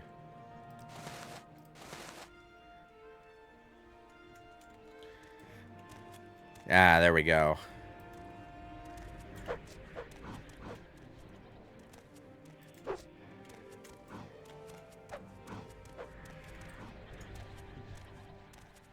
I need to regen some fatigue.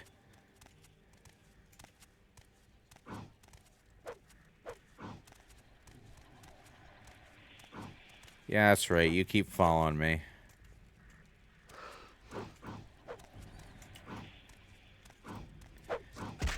Ah!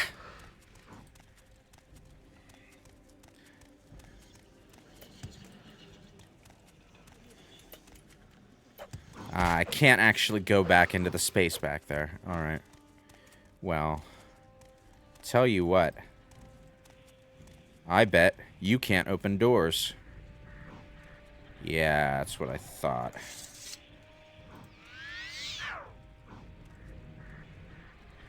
I should have waited for my fatigue to go up. Okay, well.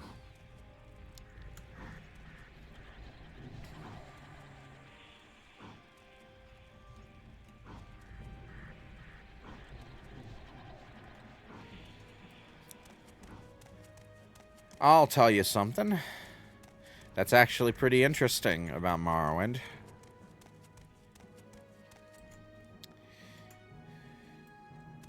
When you leave a place,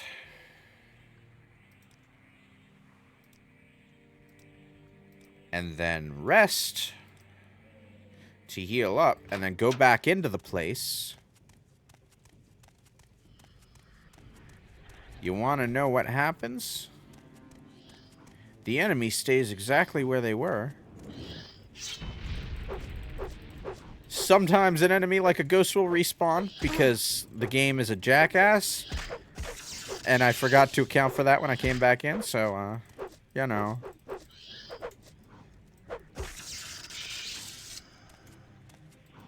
I'll just, take that. But like this guy, he still has the same amount of health that he did before.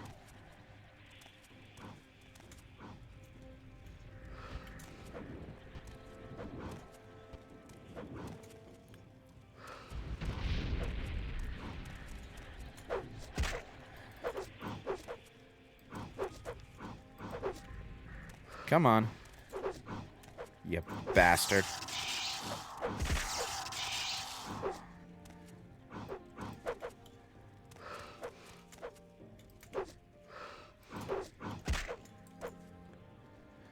Okay.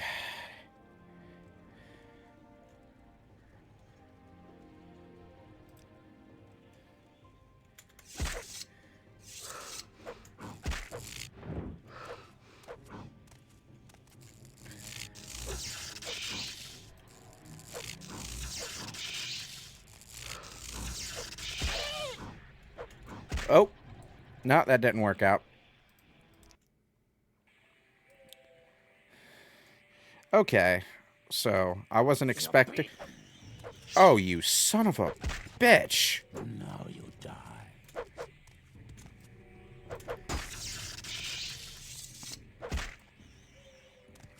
Okay, okay, okay. I wasn't expecting the Dark Brotherhood. So,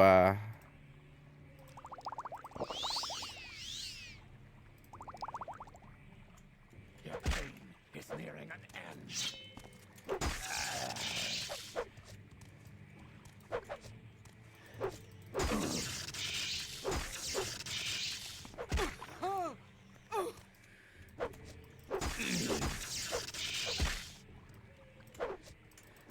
the Dark Brotherhood guy might unironically be easier to deal with. Yeah.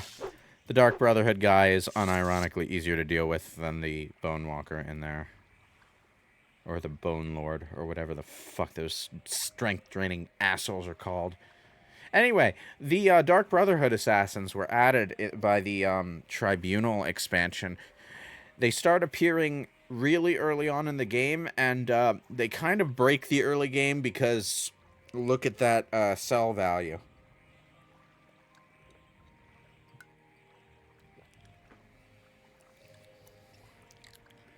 Yeah. I'll take all of that. Thank you very much.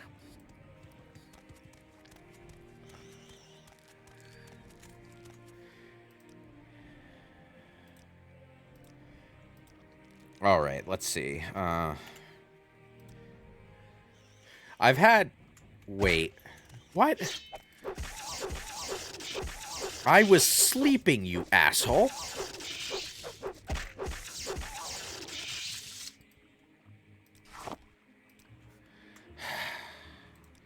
Rude.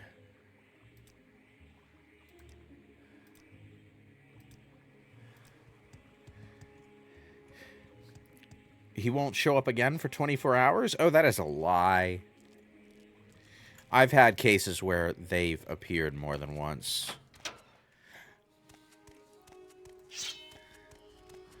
Ancestor Ghost, where are you?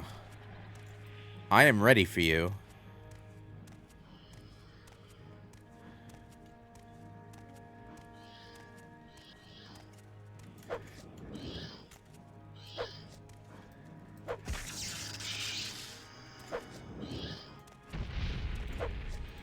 Wait.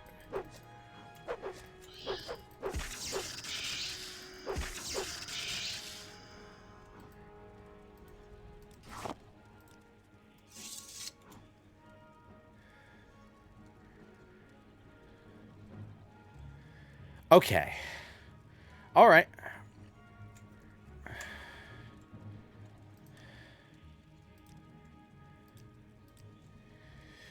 My stats are fine. That means... All right, let me see. Let me try something. All right, I might be able... Yes! Ha ha ha! Oh.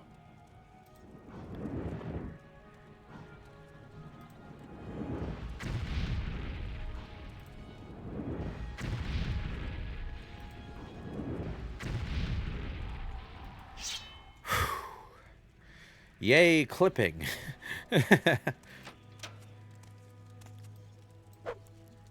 Asshole. Bonewalker, yeah. Thankfully, it seems that the stat decrease was, in this case, temporary. I think the Greater Bone Lords, or whatever they're called, can permanently drain your stats, though. Which, is not good when it happens. Anyway, I need to save because I know for a fact one of these chests is trapped. Yes. This is a fun bit of trivia. Lord Brine is actually a reference to a member of, I think, the Bethesda forums, who unfortunately passed away before the game was finished. Bethesda has a habit of paying tribute to fans who pass away during the development of their games. The most infamous example is in Skyrim. The companion in Rorikstead, Eric the Slayer, was a Bethesda superfan who visited their offices via the Make-A-Wish Foundation. Where's my probe? There's my probe. Anyway.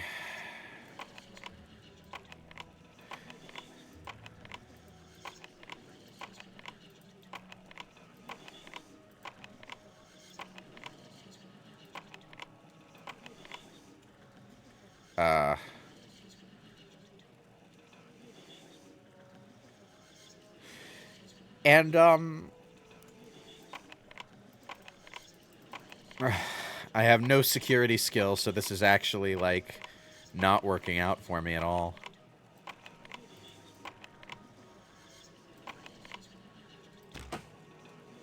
Thank you. And now... that was close. only one use left on that probe. Great. Anyway, Mentor's Ring, Intelligence and Willpower plus 10. Constant Effect. Constant Effect enchantments are rare to find and very expensive. Anyway, the Ashes of Lord Brine are, it's just an Easter egg, really. But anyway, the, Eric the Slayer was a super fan who visited the offices via the Make-A-Wish Foundation and was so knowledgeable about their games that he definitely left an impression. He passed away before Skyrim was finished, so they included a companion in tribute.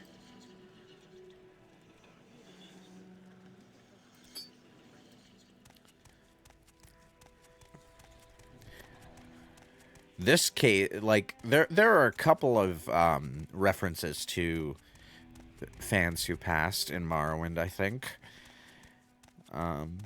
Just little tributes. Nothing is nothing as elaborate as a follower who can adventure with you. But I think it's a cool thing that Bethesda does, you know.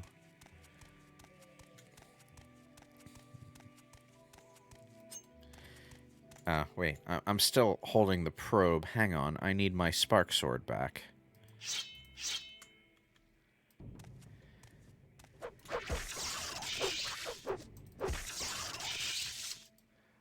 Crab meat. Excellent.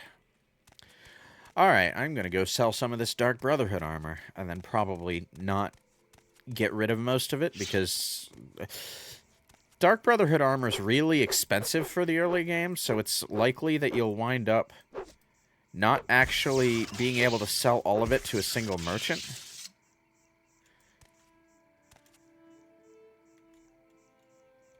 Wait, hang on. Did I leave stuff behind in that tomb? I think I did. I think I left it on the floor.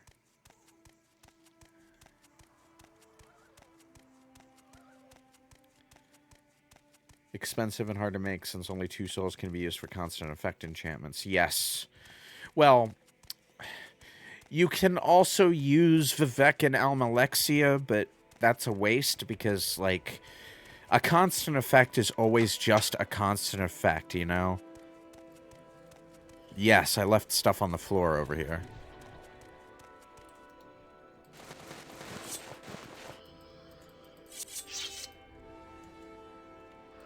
Right. Sorry, Ancestor Ghost. I'm just picking up my stuff.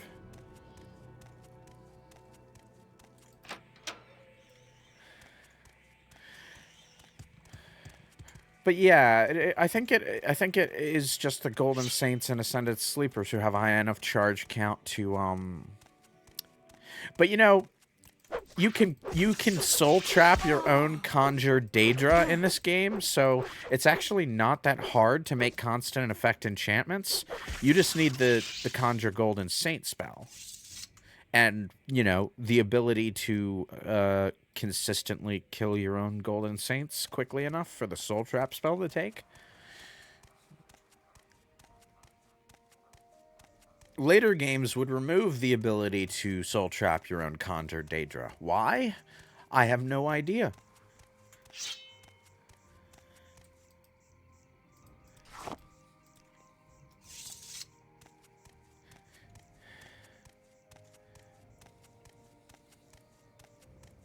But yeah, the you can also soul trap Vivek and Almalexia, but it's better to use them for a for an enchantment that requires charges, because constant effect is always constant effect, no matter what soul you use for it. But if you use Vivek and Almalexia, you get a ridiculous number of charges on the enchanted item you create with them. And if you're actually role-playing a good character, Almalexia is the only one of those two you can realistically get without breaking character. Because why would you go after Vivek otherwise?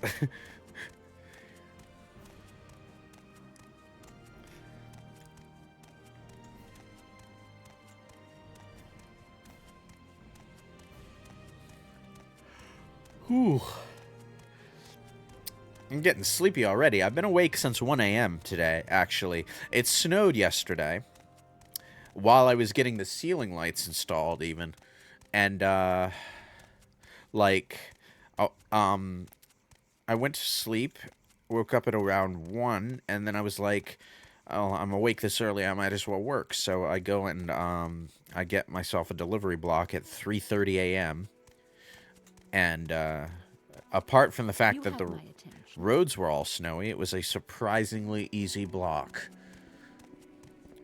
But, Yes? I got back from it too late in the morning to go to sleep before streaming, so I just stayed awake, you know. Anyway, yeah, service refusal, you have to get rid of that moon sugar. He'll also say the same about skooma. Fortunately, the only thing you really need to do when this happens is to drop your moon sugar and skooma exactly where you are. Just put them on the floor right beneath your feet. If it's not in your inventory, he won't notice. And then go into the shop menu. Anyway. Dark Brotherhood, right pauldron. Let's sell that for 126. Every time you complete a transaction successfully with a shopkeeper, by the way, their disposition goes up by 1. So if you want to increase your disposition with a shopkeeper, but don't want to risk persuasion or spending money on bribes,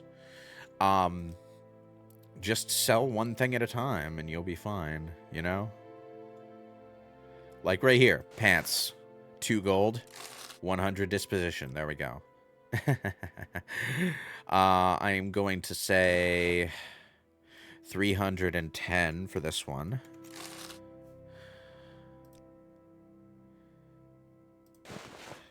$315 for this one. Oh, my offer was refused.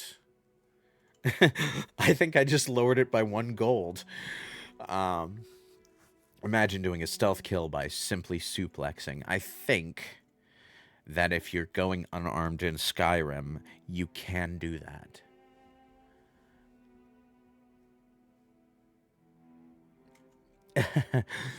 Every attack he did was a crit, so he was doing a Dark Brotherhood side quest, and he was doing barehanded stealth kill on like some noblewoman. It resulted in him just suplexing said woman. Yes, that is a thing that you can do. The unfortunate reality of Skyrim, though, is that it has no hand-to-hand skill, right? The only way to increase your damage with hand-to-hand is to have an enchantment that increases your hand-to-hand damage by a flat amount. Or to be a Khajiit, which gets a flat bonus to their hand-to-hand skill. Because, you know, claws. Anyway, what was I doing? Spells, right. Okay, so I'm going to take the Absorb Fatigue, Father's Hand, and Jack of Trades. And that gives the merchant gold again, so I can do this. Let's go 600 with this one. Yes. 128.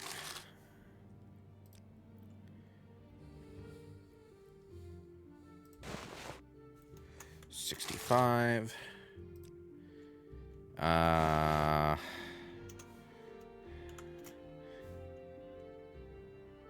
Oh. I didn't realize that it was so that low. Okay. Well then.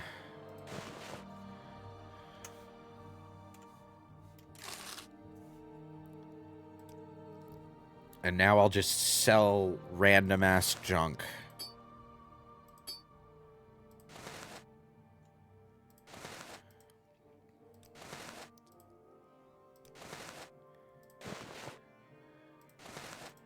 Boom, boom. Netch leather.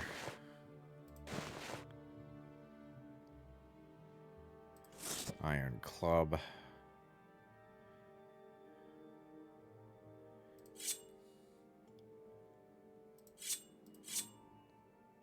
Those are all chitin daggers, right? Okay, so I'll go to 70 with these.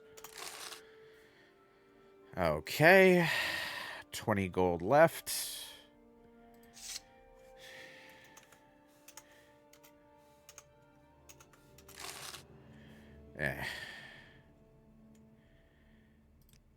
Got 8 gold. Okay, not worth it. Goodbye. Oh, right. And I need to remember to pick up the stuff that I drop.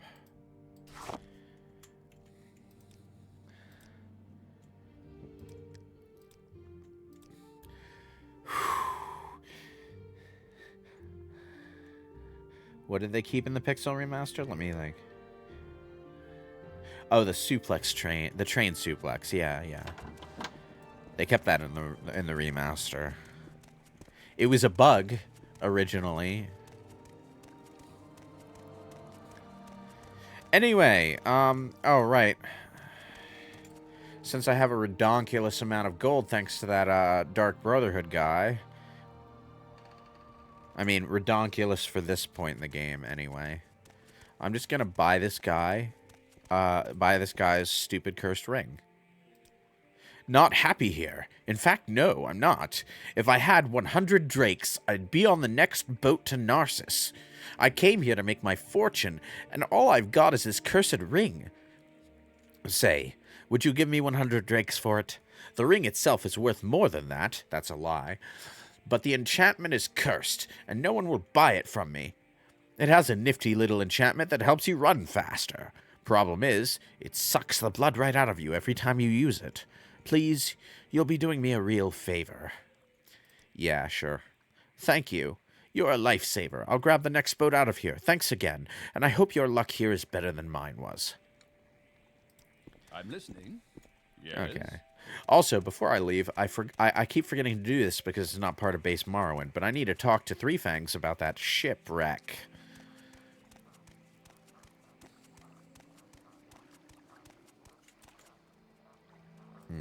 That's not the one. Oh, it's back here. Okay. Is there something I can do for you? I don't believe I've seen a dark elf with such a grand outfit in some time. Can I help you? Yeah. Smugglers and bandits. Yeah, just local lore. This warm blood has questions. Yes, this warm blood does indeed have questions. Alright. Indeed, I am Three Fangs, retired entrepreneur. Are you interested in the shipwreck outside of town? Maybe you have seen it, the wreck that's left of my scrib runner. I had been involved in some business I'd not like to discuss, and the ship once proved very useful. Sailing at night is risky, and the runner's been run up on the rocks outside of town for some time now. It's not in sailing shape, but I'd be happy to part with it for the low price of 2,000 gold. What do you say, Dark Elf?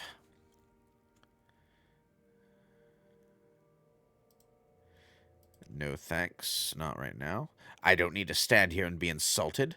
Let me know if you change your mind. I will indeed do that. Neglected ancestral tombs, okay. And Finemouth has... Yeah, natives are not very friendly. Is there something you need? One of the great ironies in Skyrim, actually, is how like they make a point in Windhelm of showing that the Dark Elves are being like very obviously prejudiced against under Ulfric Stormcloak's reign, even compared to his own father, who apparently treated them much more fairly. But like, they're also the dark elves, and if you've played Morrowind, you know what kind of prejudiced assholes they can be in their homeland. So it's just like, man, the world sure is a shitty place.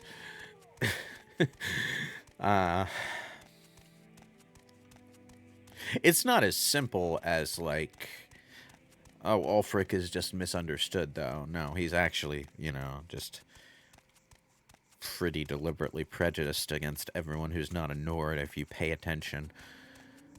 But, it is kind of ironic that the Dark Elves were the ones that were brought in to, make a point of that. Anyway, this is not in base Morrowind, this shipwreck here. This is part of the mod that adds player homes all over the game world. So you can buy a player home and store your stuff there and not use persistent corpses and stuff. This wreck of the once great Scrib Runner is up for sale. Cheap. Come see Three Fangs and say to Neen if you want it. You know, 2,000 drakes ain't cheap, I'm just gonna say. I mean, it's pretty cheap for a player home in an Elder Scrolls game, but...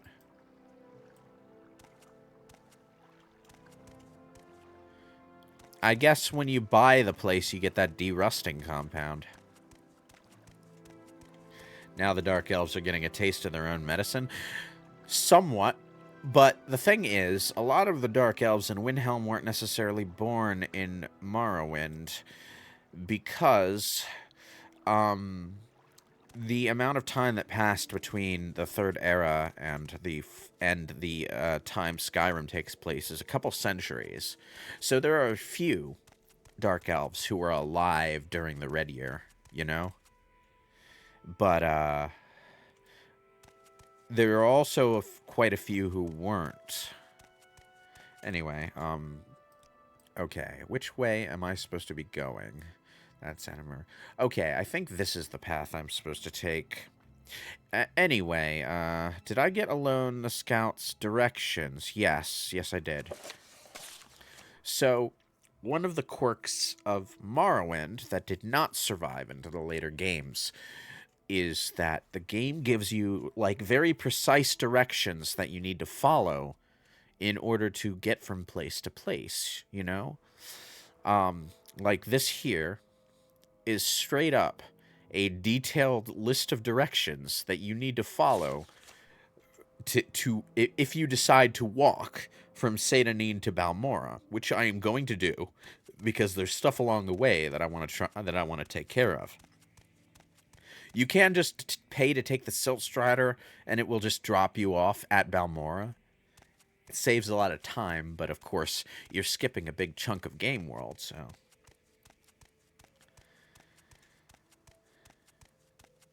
finding shipwrecks was one of my favorite things in Oblivion Skyrim. Ah, yeah. There are a few good shipwrecks to find in base Morrowind, too. That shipwreck, that specific one, is a player home that was added in a mod. But there are a couple of other shipwrecks that are actually part of the main game. I was about to, like, exclaim about how beautiful the scenery was, but then this stupid monster popped up. Fucking didn't even give me any loot. Rude. Anyway, what I was trying to say, look at this. This is beautiful, especially now that we have the draw distance to enjoy it. In fact, let me go into the options menu real quick. Anyway, go over to video. No, that's not it. Detail level. Yes, view distance. Okay. So I can actually increase the draw distance in real time.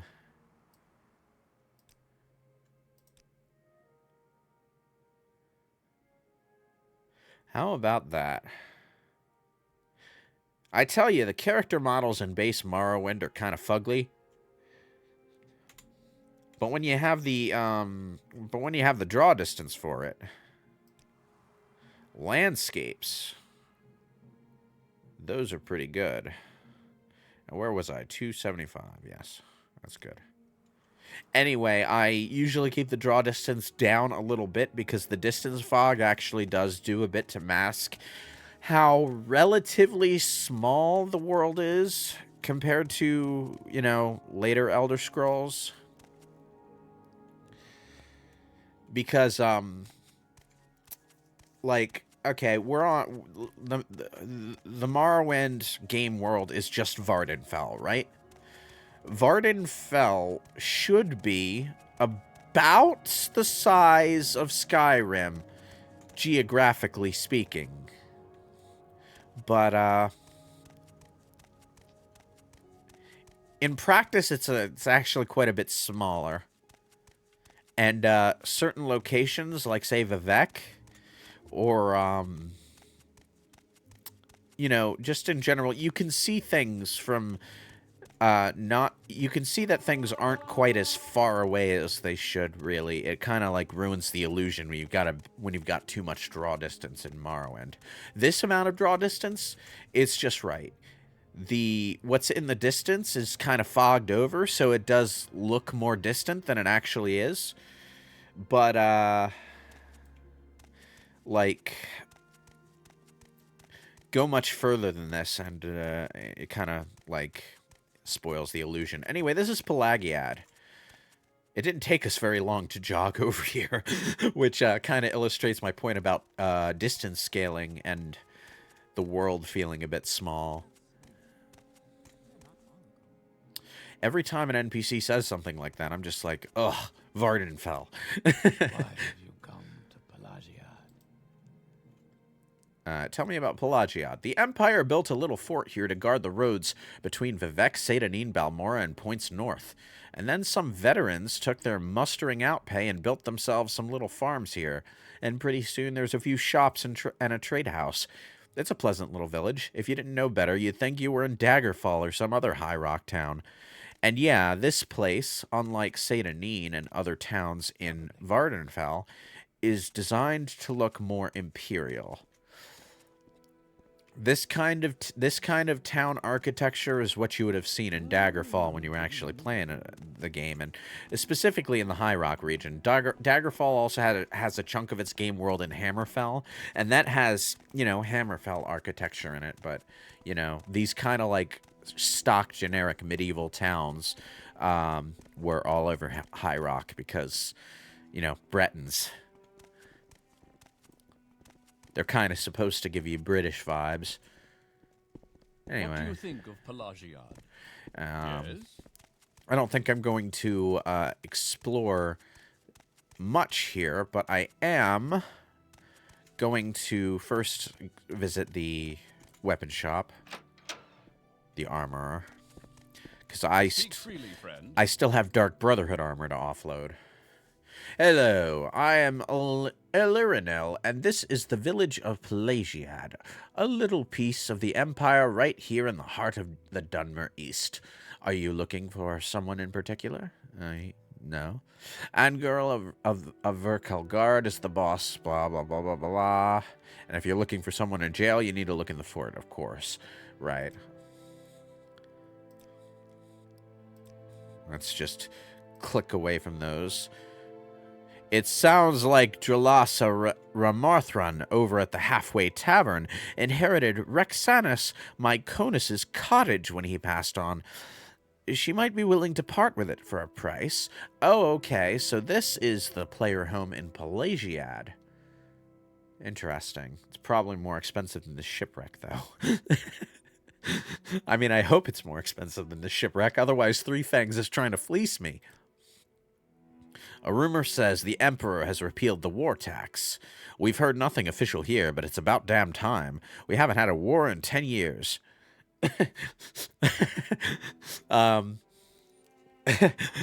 War tax, huh?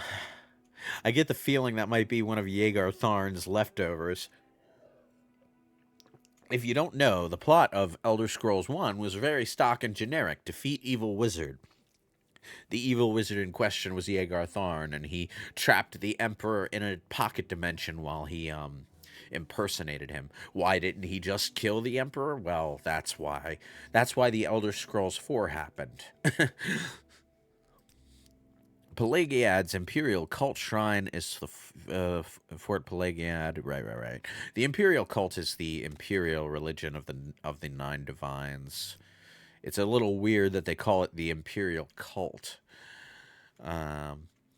Thinking of setting yourself up as a mercenary or questing hero? Not much call for that around here. Rats and the occasional bandit are our only problems. Huh. Good to know. Wait, this guy does not mind buying our moon sugar. I don't buy that item? Oh, okay. So he won't refuse you service, but he still won't buy it. Okay, interesting. I'm going to sell the...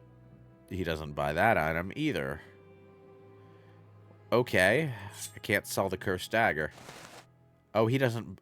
Oh, he just has categories of stuff that he doesn't buy. Okay, fair enough.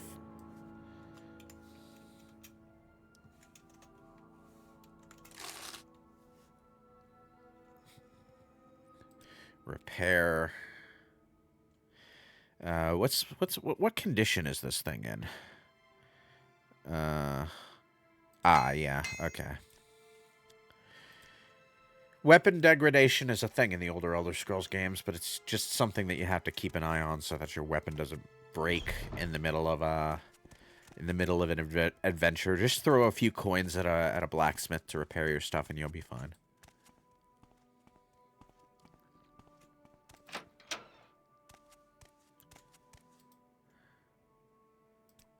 Okay, so this guy, Keep moving.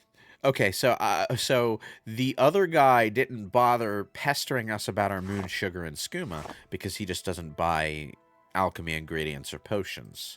But this guy will refuse you service because he does buy those categories of item. Steel katana, cursed ring. Alchemy ingredients. I'll keep the ectoplasm because that's kind of rare.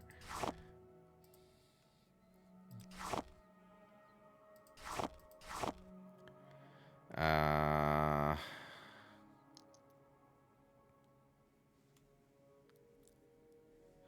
Now, I'm trying to think what use a rally spell would be in a game where...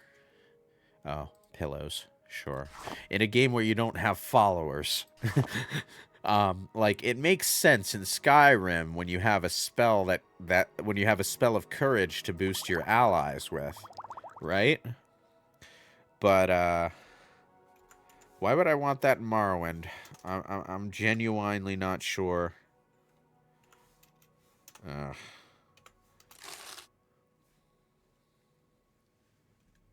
Escort quests? Yeah, there are escort quests. The escort AI is absolutely bullshit, though. Uh-huh. Whew. I tell you, sleepiness hit me like a truck this past hour or so.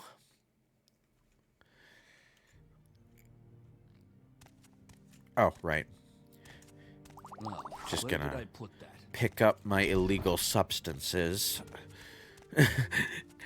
I'm carrying them for a reason. It's not to use them. The skooma stuff can be sold to the Khajiit merchant in Balmora. Generally speaking, Khajiit don't have a problem with moon sugar and skooma because it's a Khajiit thing in the first place. Ah, you understand me a bit, yes? Hello, Yakum greet you. Bless and be blessed. Speak Old Elf, yes? So Yakum learn. You know Ashlanders, yes? A little? Yakum is Ashlander. Alright. We are the people of the wastes. We hunt and herd guar. We live the law and honor the ancestors. No houses, just yurts. I was a herder, but now I want to become rich like a great trader. I will live in a town, fight, find treasure, get rich, learn to trade. The soul sickness and blight storms are very bad now in the Ashlands, so I came to Pelagiad. Now I live in a big house and work for men who pay gold. Fair. So, going into it without spending too much time directly reading dialogue, Dagoth Earth's been causing a lot of shit. And the result of this is a lot of disease, storms that bring disease, and in general, it's just not a very good time in Vardenfell, especially if like the Ashlanders, you live in the wastelands where it's all happening more often. And this isn't just people talking about blight storms and soul sickness or whatever. You actually will encounter blight storms as you explore the world, and you can get sick while fighting monsters that are blighted. There's a particular disease that you will contract as part of the main quest, and I think you can technically contract it early if you fight the wrong monster and end up contracting it, but it's called Corpus. And, well, we will get to it. Thieves Guild? The Thieves Guild is just like any other trade guild, an organization of craftsmen and professionals. Oh, I'm sure.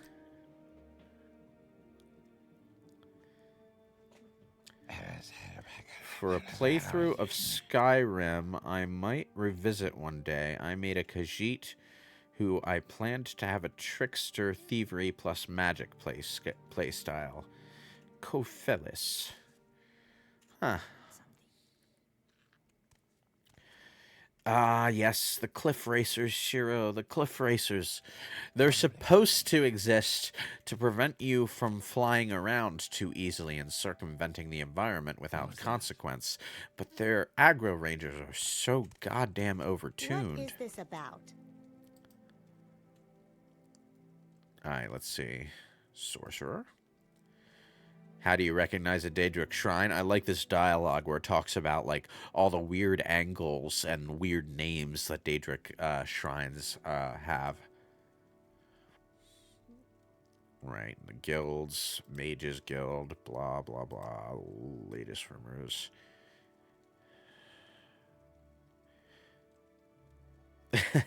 Big fat bribes, I tell you, and friends in high places. Yep, that's politics for you.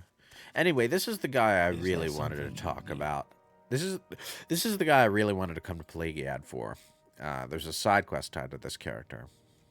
I don't believe I've seen a dark elf with such a grand outfit. Thank you. I think that... Is this the wrong NPC?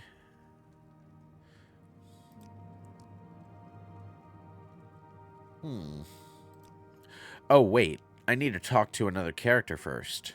This is Nelos, but I need to talk to a character on the road further ahead on my path to Balmora. Right, I remember now. Okay. What do you I had that backwards. I thought I needed to talk to Nelos and then find someone out in the wild and then come back. Sweet moon sugar. Al-Nasi listens. Al-Nasi hears. Al-Nasi is a monk. In mind and spirit, Al-Nasi is a student of the hidden mysteries, of the unseen world. In body, Al-Nasi is a student of the ancient martial arts, the reign of sand style of home. When Al-Nasi must defend herself, Al-Nasi prefers clawing close and wears no armor, because what Al-Nasi does not have, Al-Nasi cannot lose. How philosophical.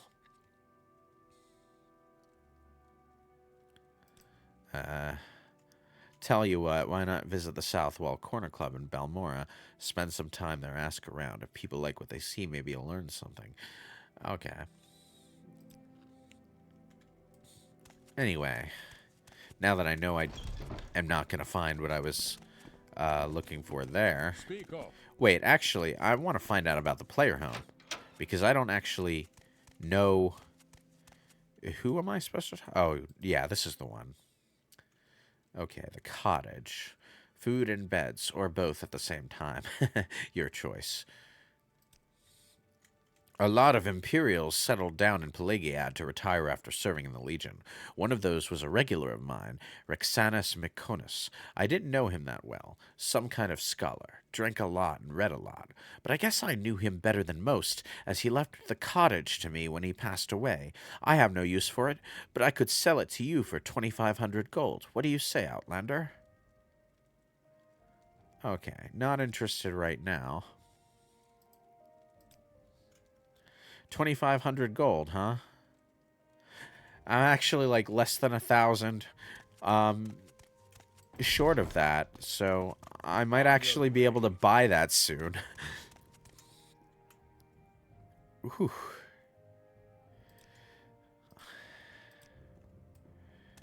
Anasi has a series of quests that only male characters can do. Oh, I did not know that.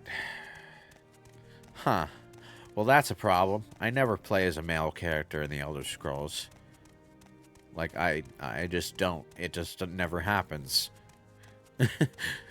All the characters I come up with are female. Anyway, I need to rest, first of all. I was almost hoping that a Dark Brotherhood assassin would show up so I could kill it and take his armor and sell it and buy that house.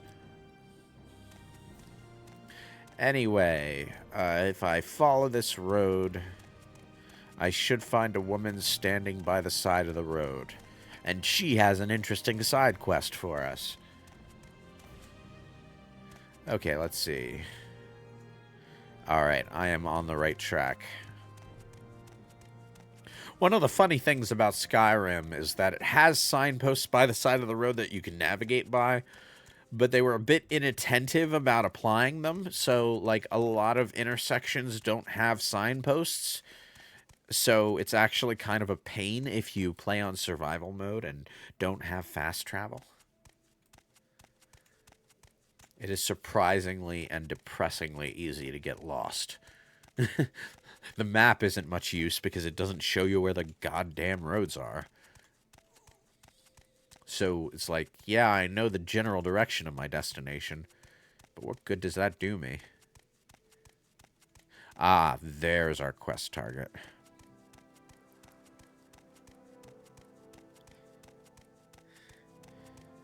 Good. Welcome. Please don't be shy. I'm listening. Is that something you say to a stranger who passes you on the road?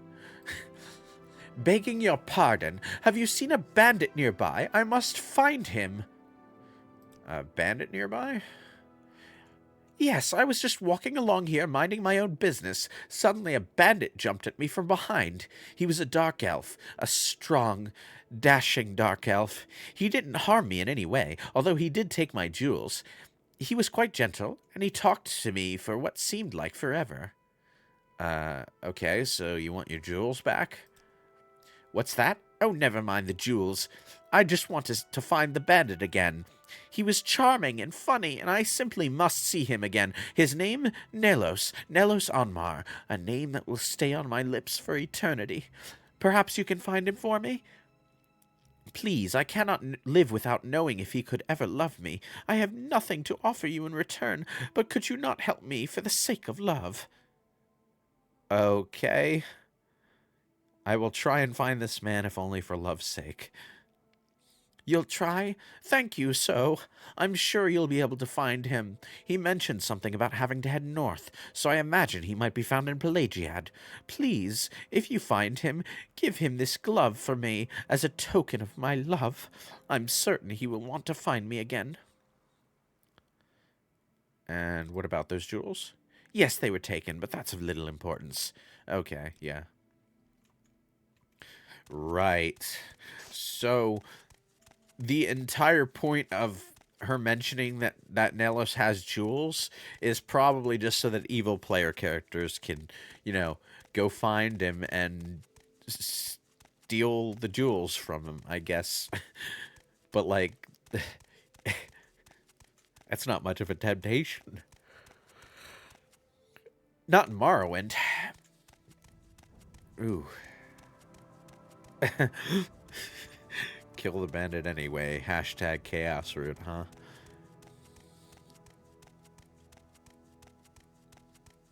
Then you pull out the map that came with the physical version of the game. I actually got that on my wall up there. It does a better job of showing the roads than the in-game map does, but not a very good job, all things considered.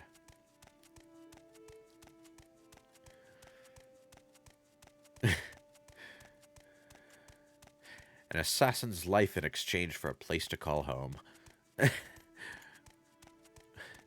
I mean, why not, you know? It's not like the Dark Brotherhood will ever run out of assassins. If the Fourth Era didn't finish them off, I don't imagine anything else will.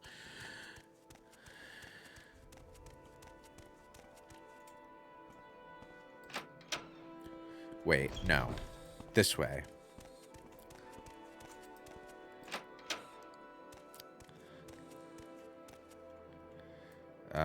Is there something you need? What is this about, Dunmer?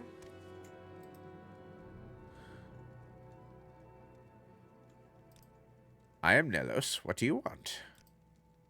You have what? How odd. She was a lovely young woman, but what would she want with a rogue like me? She is beautiful, though, and seemed sweet. For the first time in my life, I actually felt a little remorse for robbing someone. I should see her again. Here, take this. Tell her you have a note from Nelos. I must see her again. I won't forget this friend. All right. Oh. Yes, Outlander. What do you want? And now I run all the way back. This was my night. How was yours?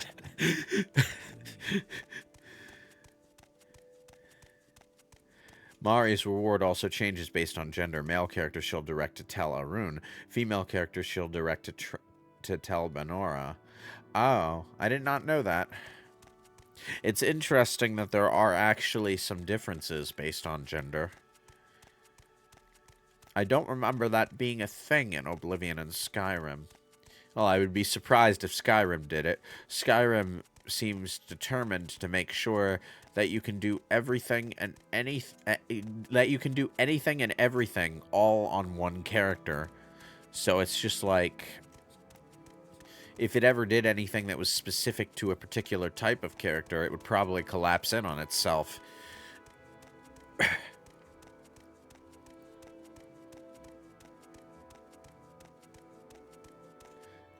The Siren quest has changed depending on race. Ah, okay. I'm drawing a blank on what quest that is, but it's been ages since I've put serious time into Oblivion. Oblivion is a good game to play.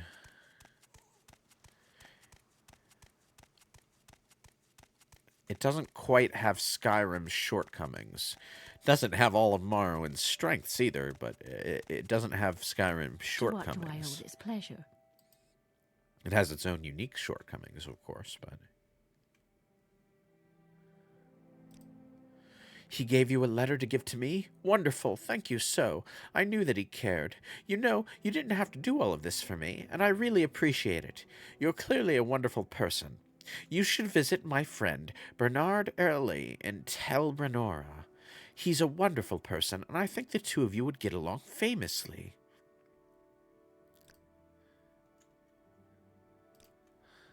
Alright, well.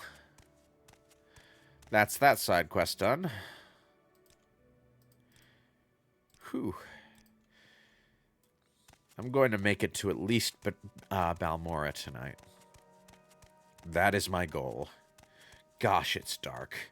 It is so dark. Darkness in Morrowind is dark. That's another dungeon. If I were playing on my own time, I might meticulously scour every dungeon I come across. But I already know that the dungeons along this road are just like tombs, like the one that I found the Mentor's Ring in. Nothing special at all in them. Ah, sunrise. Take it in. Let's hope Nellos doesn't run off and break her heart. Huh. I don't think that's how that quest is going to end. One thing about Elder Scrolls quests, though, is that they're sometimes quite vague as to what the correct answer to a conundrum is. Take, for example, In My Time of Need in Skyrim. The game does not confirm one way or the other whose story is true. You kind of just have to look at the information as it's presented and make your own decision. Ugh, I'm down to 0 fatigue. I should walk for a bit.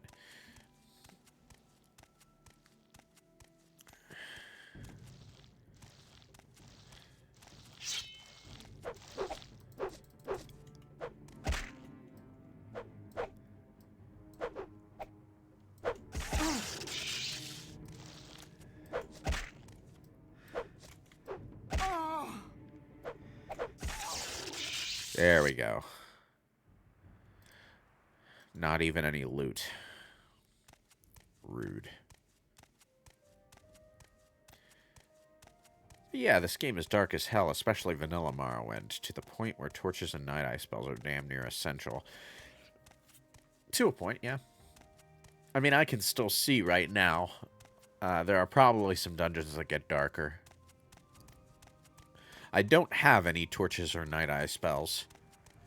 Although if I did, I would be a little reluctant to use them because I would be worried about, like, the next time I really need them, you know? Ah, here we are. I think that's the first main plot dungeon up there, the Dwarven Ruin that you have to go into. I say dwarven, but the dwarves in Elder Scrolls haven't been actual dwarves in ages. Like, they were just thrown into Elder Scrolls 1 because the developers were aware that fantasy fans might like dwarves, and they didn't want to include dwarves in the game as a playable race, but they were like, we should probably mention them at least. So they did, and there's dwarven armor and stuff. And then the Elder Scrolls 3 comes along, and all this lore is written just to explain the dwarves, and it kind of like weirdly took away the dwarven part of being a dwarf and just made them another kind of elf. But, you know, the Dwemer are actually really interesting to go into when it comes to the lore, and they play an important part in the history of the Morrowind region.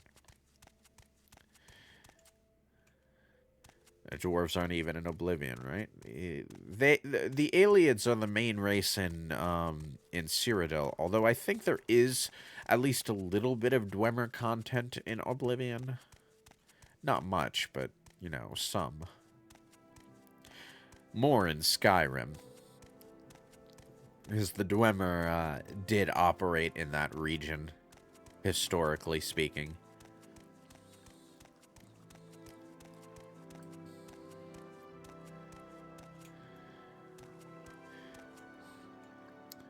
Sadia's remains appearing in the Hall of the Dead if you side with Kamatu is obviously a glitch, unfortunately. Like, it doesn't really imply anything.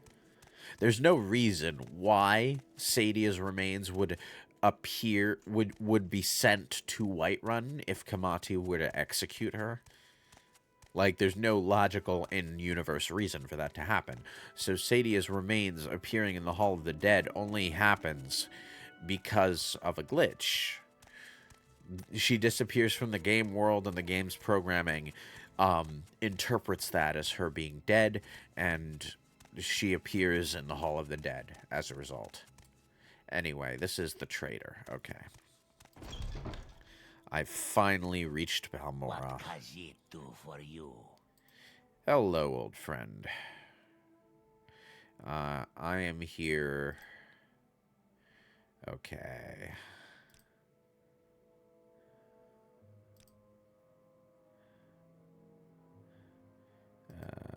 Latest rumors. Etherin Velu is offering a residence for sale in Balmora. You can find her in the Hlalu Council Manor over in Hightown if you want to know more. Okay. So I have to go to the Hlalu Council Manor to find out about the house in Balmora.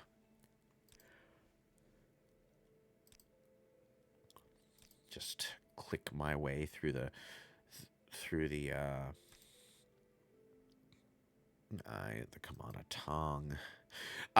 Something to keep in mind for a newcomer to Morrowind. There are a lot of factions that you can join in Morrowind, but there's conflicts between the factions, so you can only join certain ones in each playthrough. It's not like Oblivion and Skyrim where you can join every goddamn faction and like just do their stories as you see fit. If you join the Fighters Guild faction, there are various quests you can undertake, and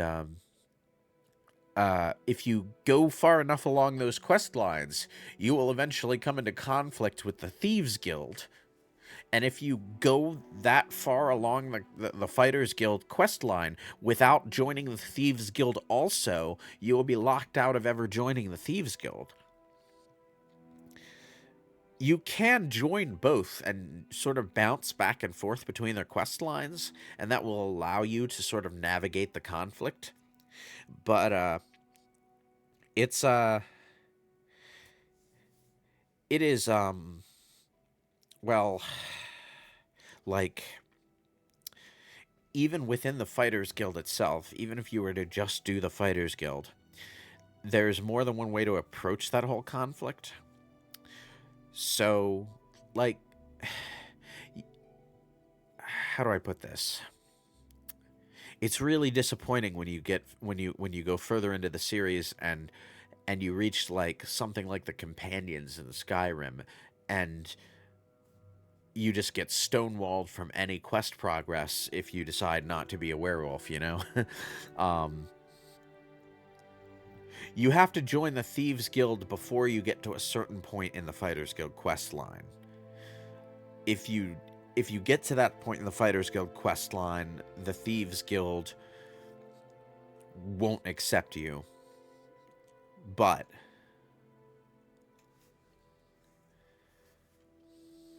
oh yeah, being in a specific faction will alter disposition with certain NPCs as well, yeah. Then there are also the three great houses, but I don't like personally know a whole lot about them yet because like I spent a lot of time on my last Morrowind playthrough, but I never actually got around to the great houses. I was planning to join House Redoran, but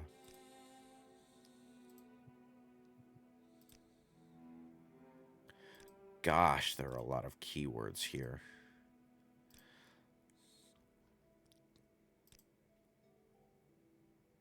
All right. Whew.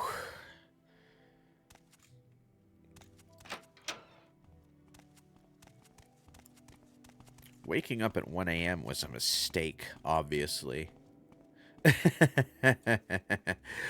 Ooh.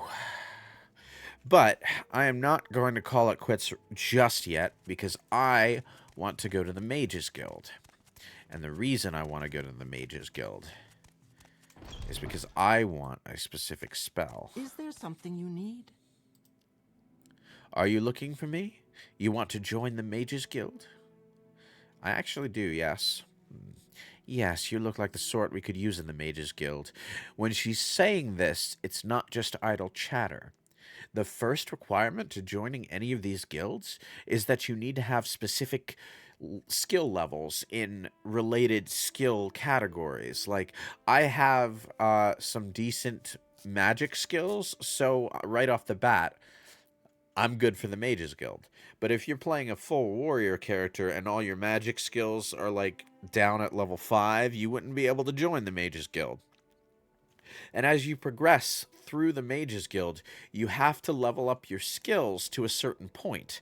You won't be able to get a promotion with the Mages Guild if you don't have, like, 2 magic skills that are up to a certain level. Like, 1 magic skill that's up to, say, 40, and then another magic skill that... And then your lowest magic skill, or a second magic skill, rather. Your second highest would have to be at least 25 or something like that. So you would have to not only specialize in one school of magic, you'd need to have a second school of magic that you're also pretty good at and are leveling actively along with the others. Daggerfall also has similar stipulations, yes. It's interesting because it forces you to actively roleplay as the class that you're trying to join a guild for. It also means that you have to dedicate time to leveling a particular subset of skills, which is time that you can't spend leveling the other subsets of skills. You have to really dedicate yourself to the guilds that you join. And I find that interesting. It also means that because you're spending time leveling all these skills, you're not just powering through the quest line like you would with, like, the companions in Skyrim or the Fighters Guild in Oblivion. You're not just fast traveling from quest location to quest location, knocking out every episode of the quest in a couple of play sessions. You're actually, like, the way it's set up, you're encouraged to bounce back and forth between the guilds on the main quest, because the main quest is itself an opportunity to level the skills that you'll be using for your guilds, you know? So you need to build your character's portfolio to make progress in the guild hierarchy. Yeah. It forces you to do magic. Yeah. The college questline in Skyrim was like... It barely had anything to do with learning how to do magic, and then at the end of it, you're just made the Archmage because the Sigic Order guy says so. And it's like, you know, I'm a heavy armor warrior. I do sword and board. I've been sword and boarding my way through this quest line. I think I cast like 3 spells in total. It's unfortunate because magic in Skyrim is actually pretty good. It's just not as good as in the previous games, you know? But, you know, it is what it is. What is the Mage's Oath? Perform any duties assigned to you by the masters of the guild. Learn from them and grow strong. Always share your knowledge freely with other guild members. Never strike or steal from another guild member. Does this appeal to you? Yes, I would like to join. You are now a member of the Mages Guild. Welcome, associate. When you are ready, you can ask for duties to perform, and once you are ready, you can ask me about advancement in the guild. Duties and advancement, though, it gets a little bit more complicated than just skill levels, because there is more than one person in any given guild that you can accept quests from. Now, you can advance once you've done a certain number of quests, you know? But it doesn't always have to be the same quests, and sometimes there's conflicting motivations between NPCs in a particular guild. So, you know, in the Fighters Guild, for example, that conflict with the Thieves Guild that I mentioned, that's part of an internal power struggle as well. You can take a quest and then go to another guy in another town who used to be the guild master and ask him about that quest, and he'll give you his perspective on it. And he can advise you on how to proceed with that quest to not cause damage. And you can end up siding with that guy against the current guild master, or the current guild master against that guy, and it's pretty fun. Having all that kind of like internal conflict within the guild and conflict between the guilds, and it's all really fun, and it's the kind of thing that that kind of fell by the wayside in Oblivion and especially Skyrim, partly because everything is voice acted and they only have so much budget, so they can only have so many voiced dialogue lines, which means they can only have so many dialogue lines, period. So in Oblivion and Skyrim, the guild storylines tend to be pretty linear, narratively speaking. Honestly, Bethesda just shifted focus from magic to melee. It's the reason why smithing is so OP in that game. No, it's actually not even that. They didn't just shift focus from magic to melee. They shifted focus away from spell creation, is what they did. They took away the spell creation system because it was so easy to break. They were trying to make things balanced, which is why there's the same number of fighter skills as there are stealth skills, as there are magic skills. Everything is even. Everything is balanced. Except it's really not. Because it's still a lot easier to go down the warrior stealth route than it is to go down the magic route. That said, there is something to be said for Skyrim's magic system, because the spell effects that are in the game tend to be a little bit more varied mechanically than the effects in the previous games, even though you can't actually spellcraft with them to create more interesting stuff out of them. Like, with a fire spell in the older games, you would have a touch spell and you would have a blast spell. And then you would just make bigger touch spells and bigger blast spells. In Skyrim, you have a stream of fire, you have a fireball, you have a fire rune, you have a fire bolt. You have like that's more effects expressed in more forms that you can apply in more different ways. You just can't spellcraft with them, which means you only have the base spells that the game provides you, and the game's balancing of spell effectiveness and magicka cost is kind of trash. So, you know, it's kind of hard to build an effective mage in Skyrim.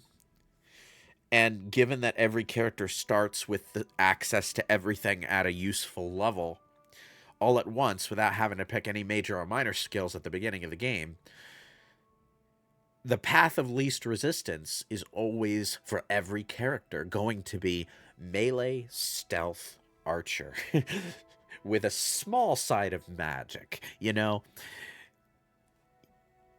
if you were forced to commit to a mage at the start of the game in such a way that shifting gears into melee stealth archer were harder, like it is in every other Elder Scrolls game, you know, you would in that instance not have an easy time playing the stealth archer warrior build. So your character would still be a mage, and you would and mage would still be the path of least resistance for that character, you know. But because every character has access to all the skills at level 10 or 15 or whatever, you know, the easier skills to level up and use are always going to be the easier skills to actually just like apply. Somebody said Larius Varro over at Fort Moonmoth is looking for you. Said he wanted to talk to you. Don't know what about. Oh, I remember what that is. That's him coyly trying to get you to go kill some criminals for him. Anyway, I am part of the Mages Guild. I don't want to do side quests now because I'm tired. But what I do want to do is find someone to buy spells from. I need Bound Longsword. I also need to be able to enchant. Your actions show promise. What do you want? I cannot think with all these interruptions. Please leave me alone. It's actually really cool that not only do we get... not only is Morrowind the first game in the series to have playable orcs because of what happened in Daggerfall, but, like, we get to see orcs in pretty much every part of the game, including the Mages Guild, which you would think goes against what orcs are good at, but, you know, it's, I forgot to sell my moon sugar to the Khajiit merchant while he was sitting in front of me. That's how tired I am. Anyway, okay, so I can't even buy spells from this person while I'm carrying moon sugar. Okay. The fuck? What? Are you deaf? No interruptions. I can't think. Anyway.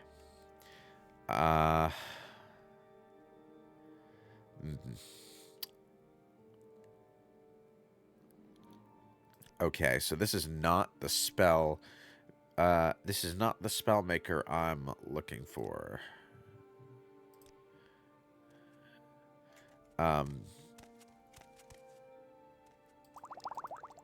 Where's my moon sugar? I know I dropped it around here somewhere. Moon sugar? Oh. Somehow it landed on the other side of this long table. Even before they implemented all those weird physics. Bethesda's games. Ah, man. Okay. So... quite a few bound weapons, but not any of the ones that I want.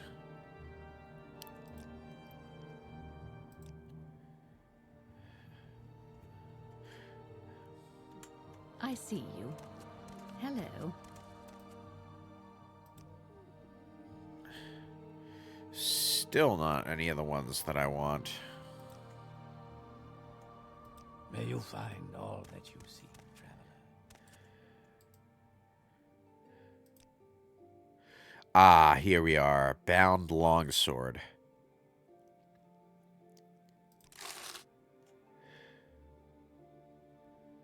I am going to want Soul Trap. Okay, so these are the components for an enchanted item that I am definitely going to be making. I suppose I have a moment. What is it? I am going to go Soul Trap something small. I have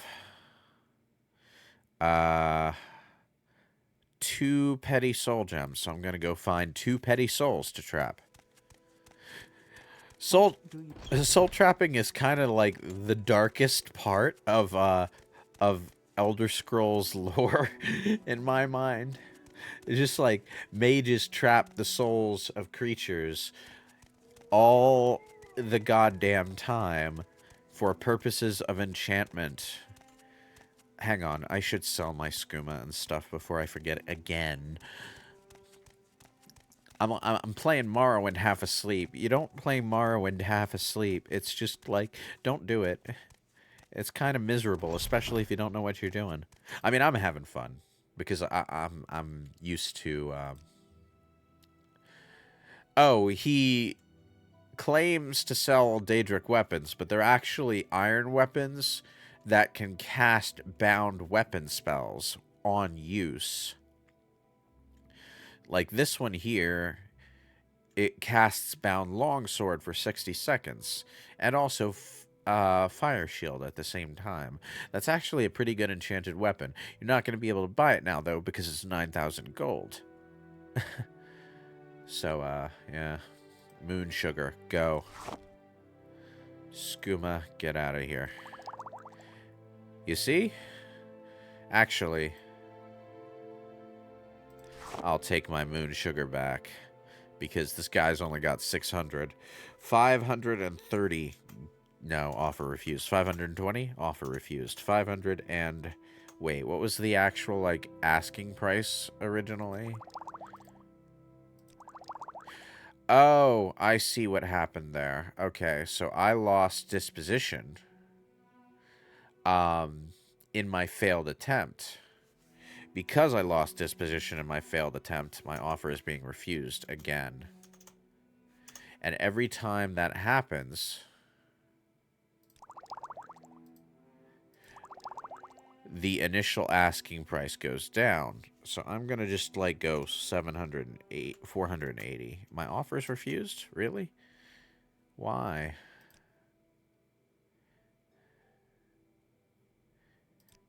Huh. You wish to speak?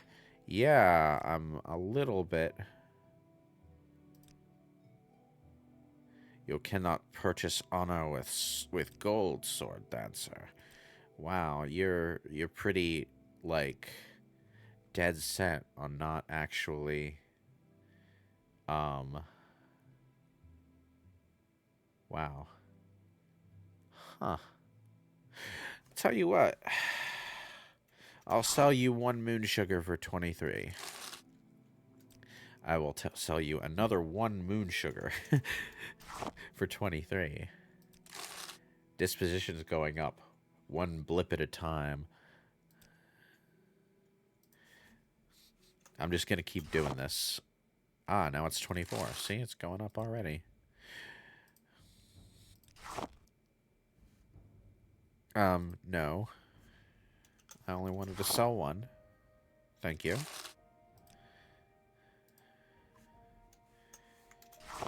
I didn't know bribing could actually fail. But then I never tried bribing in Morrowind before. I always just save scum to the persuasion menu. There we go. Now it's over 500 again. Let's go 1. I think if your disposition's below a certain point, it might actually just be harder to barter in general. Everyone knows the Balmora magistrate, Nolus Atreus, is on the take. Thieves, thugs, and murderers are getting ridiculous sentences, or paying a drake and walking free. But they'll never get Atreus. He's got fat cats and family back in the city to cover him. The Legion champion, Larius Varro, over at Moonmoth Legion Fort, he has sworn an oath to stop corruption, but I don't see what he can do. That's the second rumor directing you to the same person to deal with the side quest where you, Don't you hate it when you accidentally drop your illegal drug and forget where it went? Well, I didn't forget where that one went. It teleported to the far side of an extremely long table. The easy way to get started is to join a guild. Yes, yes, yes, I know. Vampires are not as much of a problem here as back in the West. Here, the Dark Elves burned them out centuries ago, and the Temple makes sure they don't come back. Okay, so vampirism is a thing that exists in Morrowind. You can become a vampire. I don't recommend doing it, though, because Morrowind, while it did try to have the whole multiple bloodlines and quests thing that Daggerfall flirted with, it's just as half-baked here as it was there. And it's also like, everyone can tell you're a vampire just by looking at you. And if they do, they just won't talk to you. So it's basically impossible. Another rumor about that. It's basically impossible to play the game as a vampire. I mean, you can continue to play if you just don't care about the main quest or questing in general. If you just want to wreak havoc as a vampire, go ahead. You'll sever the thread of prophecy a couple dozen times. I think it's technically possible to do the backdoor version of the main quest. No gloves. Okay. Wait. What do you want? Okay, so if I remember correctly, there is a clothing store in this direction. I want a better outfit. But more importantly, I need a pair of gloves. Well, I need at least one glove. Because I want to enchant a glove with a short duration bound longsword spell. The thing about enchanted items that cast spells is that because they recharge over time, it's actually more efficient to create an enchanted item that casts a spell for you than to use your own magica pool. Because for one thing, you can never fail to cast a spell from an enchanted item, but you can fail to cast if you're casting the spell with your own magica. Can you cure vampirism? Yes, actually. You can go beg one of the Daedric princes to cure it for you, and then you do a quest for them, and they go get the cure from another Daedric prince. I think it's Molag Bal who cures you. Technically, it's Vermina, but Molag Bal gets the cure from Vermina. Let's see. I need gloves. Yes. Perfect. Perfect. Perfect. Now, let's see. Do we have...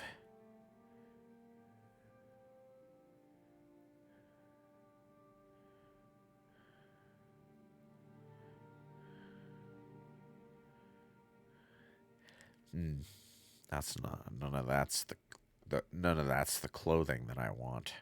There's a particular shirt that I want for my main character, but...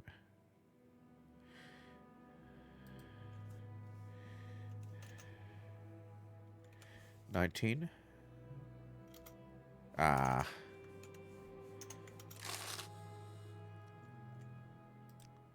was hoping to get that for a little cheaper, but... Anyway, glove. Glove. It's clipping through my sleeves. Great. That's what I like to see.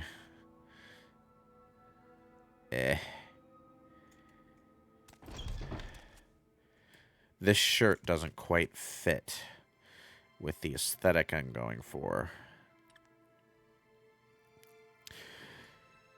Come to think of it, I think I just used regular gloves before. Man, that's ugly, actually. I need a different shirt. Because this is not working for me.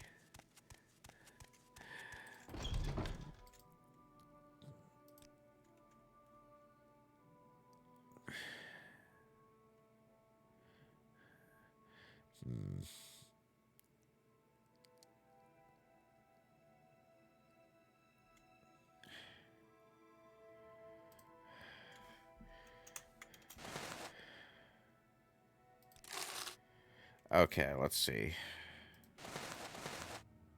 Okay, Oh, Outlander, did you want something? Obviously, that shirt was designed to go with these gloves. I don't necessarily like this shirt. It's not the outfit that I was looking for. But at least it's not clipping through my gloves. Fashion scrolls, huh? I mean, you can do some decent dress up in Daggerfall and Morrowind. Little bit in Oblivion. Skyrim's fashion sense is trash, though. None of the clothes in that game are any good. Anyway, I need to soul trap a goddamn mud crab or something.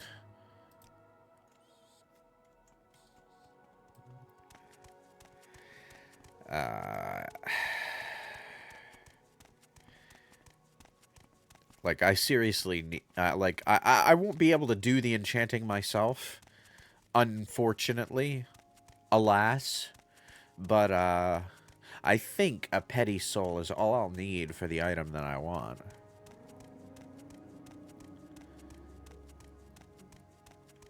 Now, if I just run this way, I'm pretty sure I'll find a monster of some kind. It does need to be a fairly trash mob, though, because a petty soul gem will not fit the soul of something better. Are there no mud crabs here? Bugs? Something?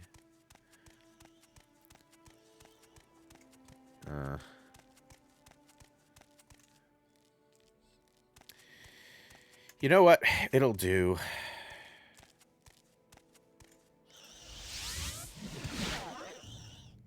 Wait, did I... Okay, so...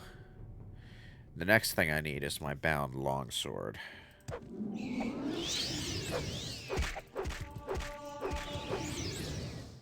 There we go. Sorry, Scrib.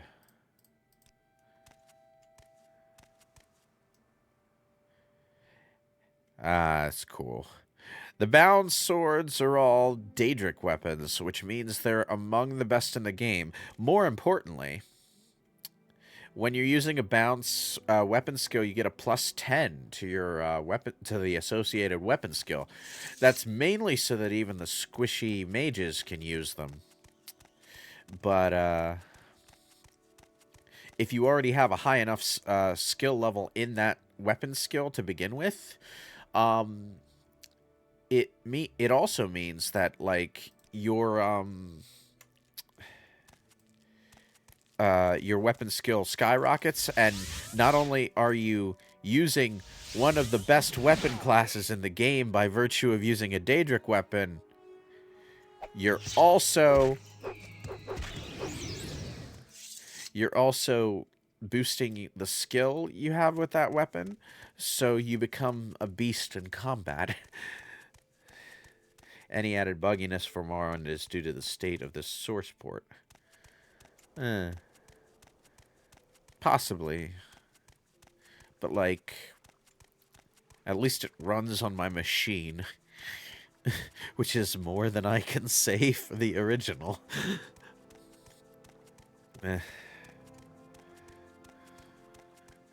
Although, honestly, I haven't experienced much bugginess playing open Morrowind.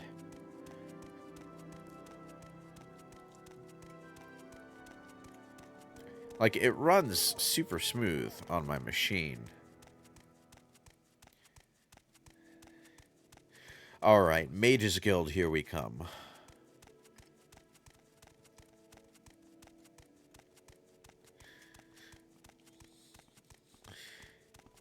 Now, if I'm correct, it should be relatively cheap to make the enchantment that I want. Do you have something to say? I just need to find the person who does the enchanting. Is that you? Yes, enchanting. Okay, so, soul, petty soul gem, enchantment, bound longsword, duration,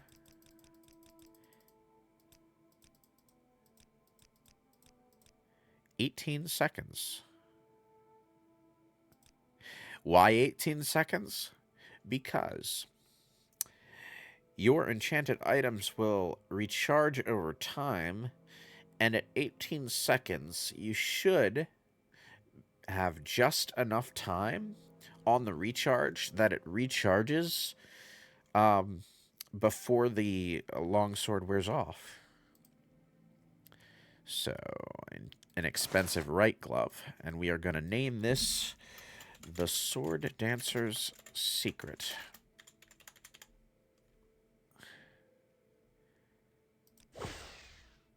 There we go. Do you want something from me? Now, let's test this out. Not in the middle of town.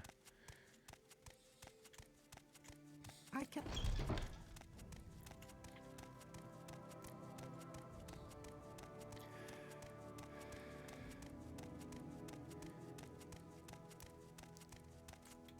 Now, this item has 10 charges.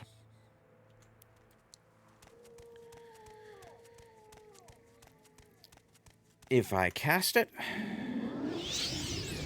I have a bound longsword. And you can see down in the bottom, that little red meter below the glove, that shows the charge. Casting it once, I think only uses 1 charge. It might use 2. But by the time this wears off,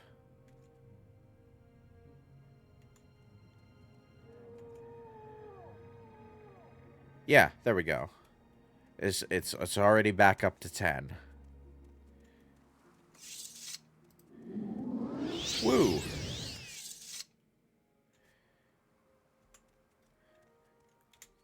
There we go. It might be recharging a little bit slow, a little bit slower than you would expect it to, because I think the recharge speed is actually determined by your enchanting skill. But this glove, I basically will always have a Daedric longsword now. That's damn good for this point in the game.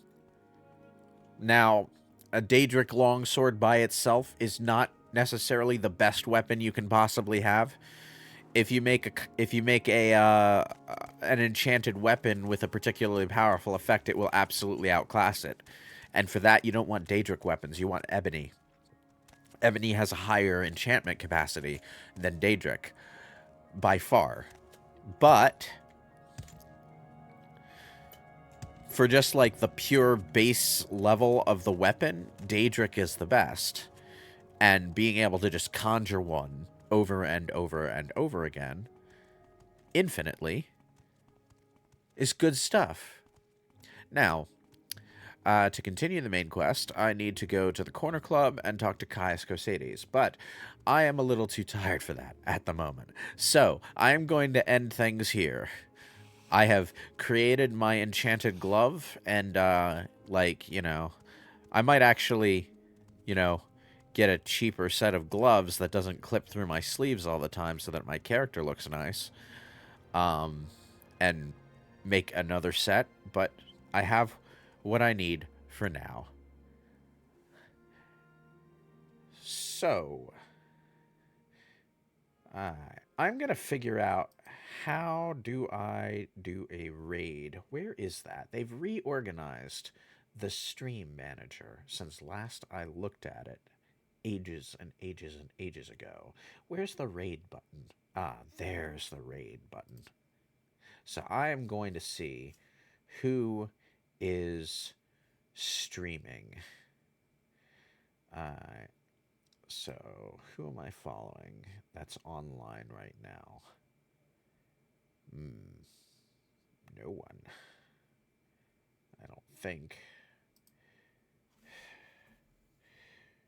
Okay, let's just jump into another Morrowind stream, I guess. Same category.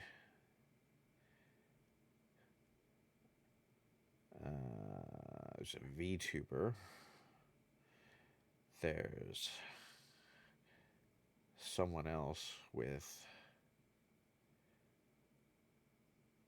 Wow, I don't know any of these people. I do not know a single one of these people.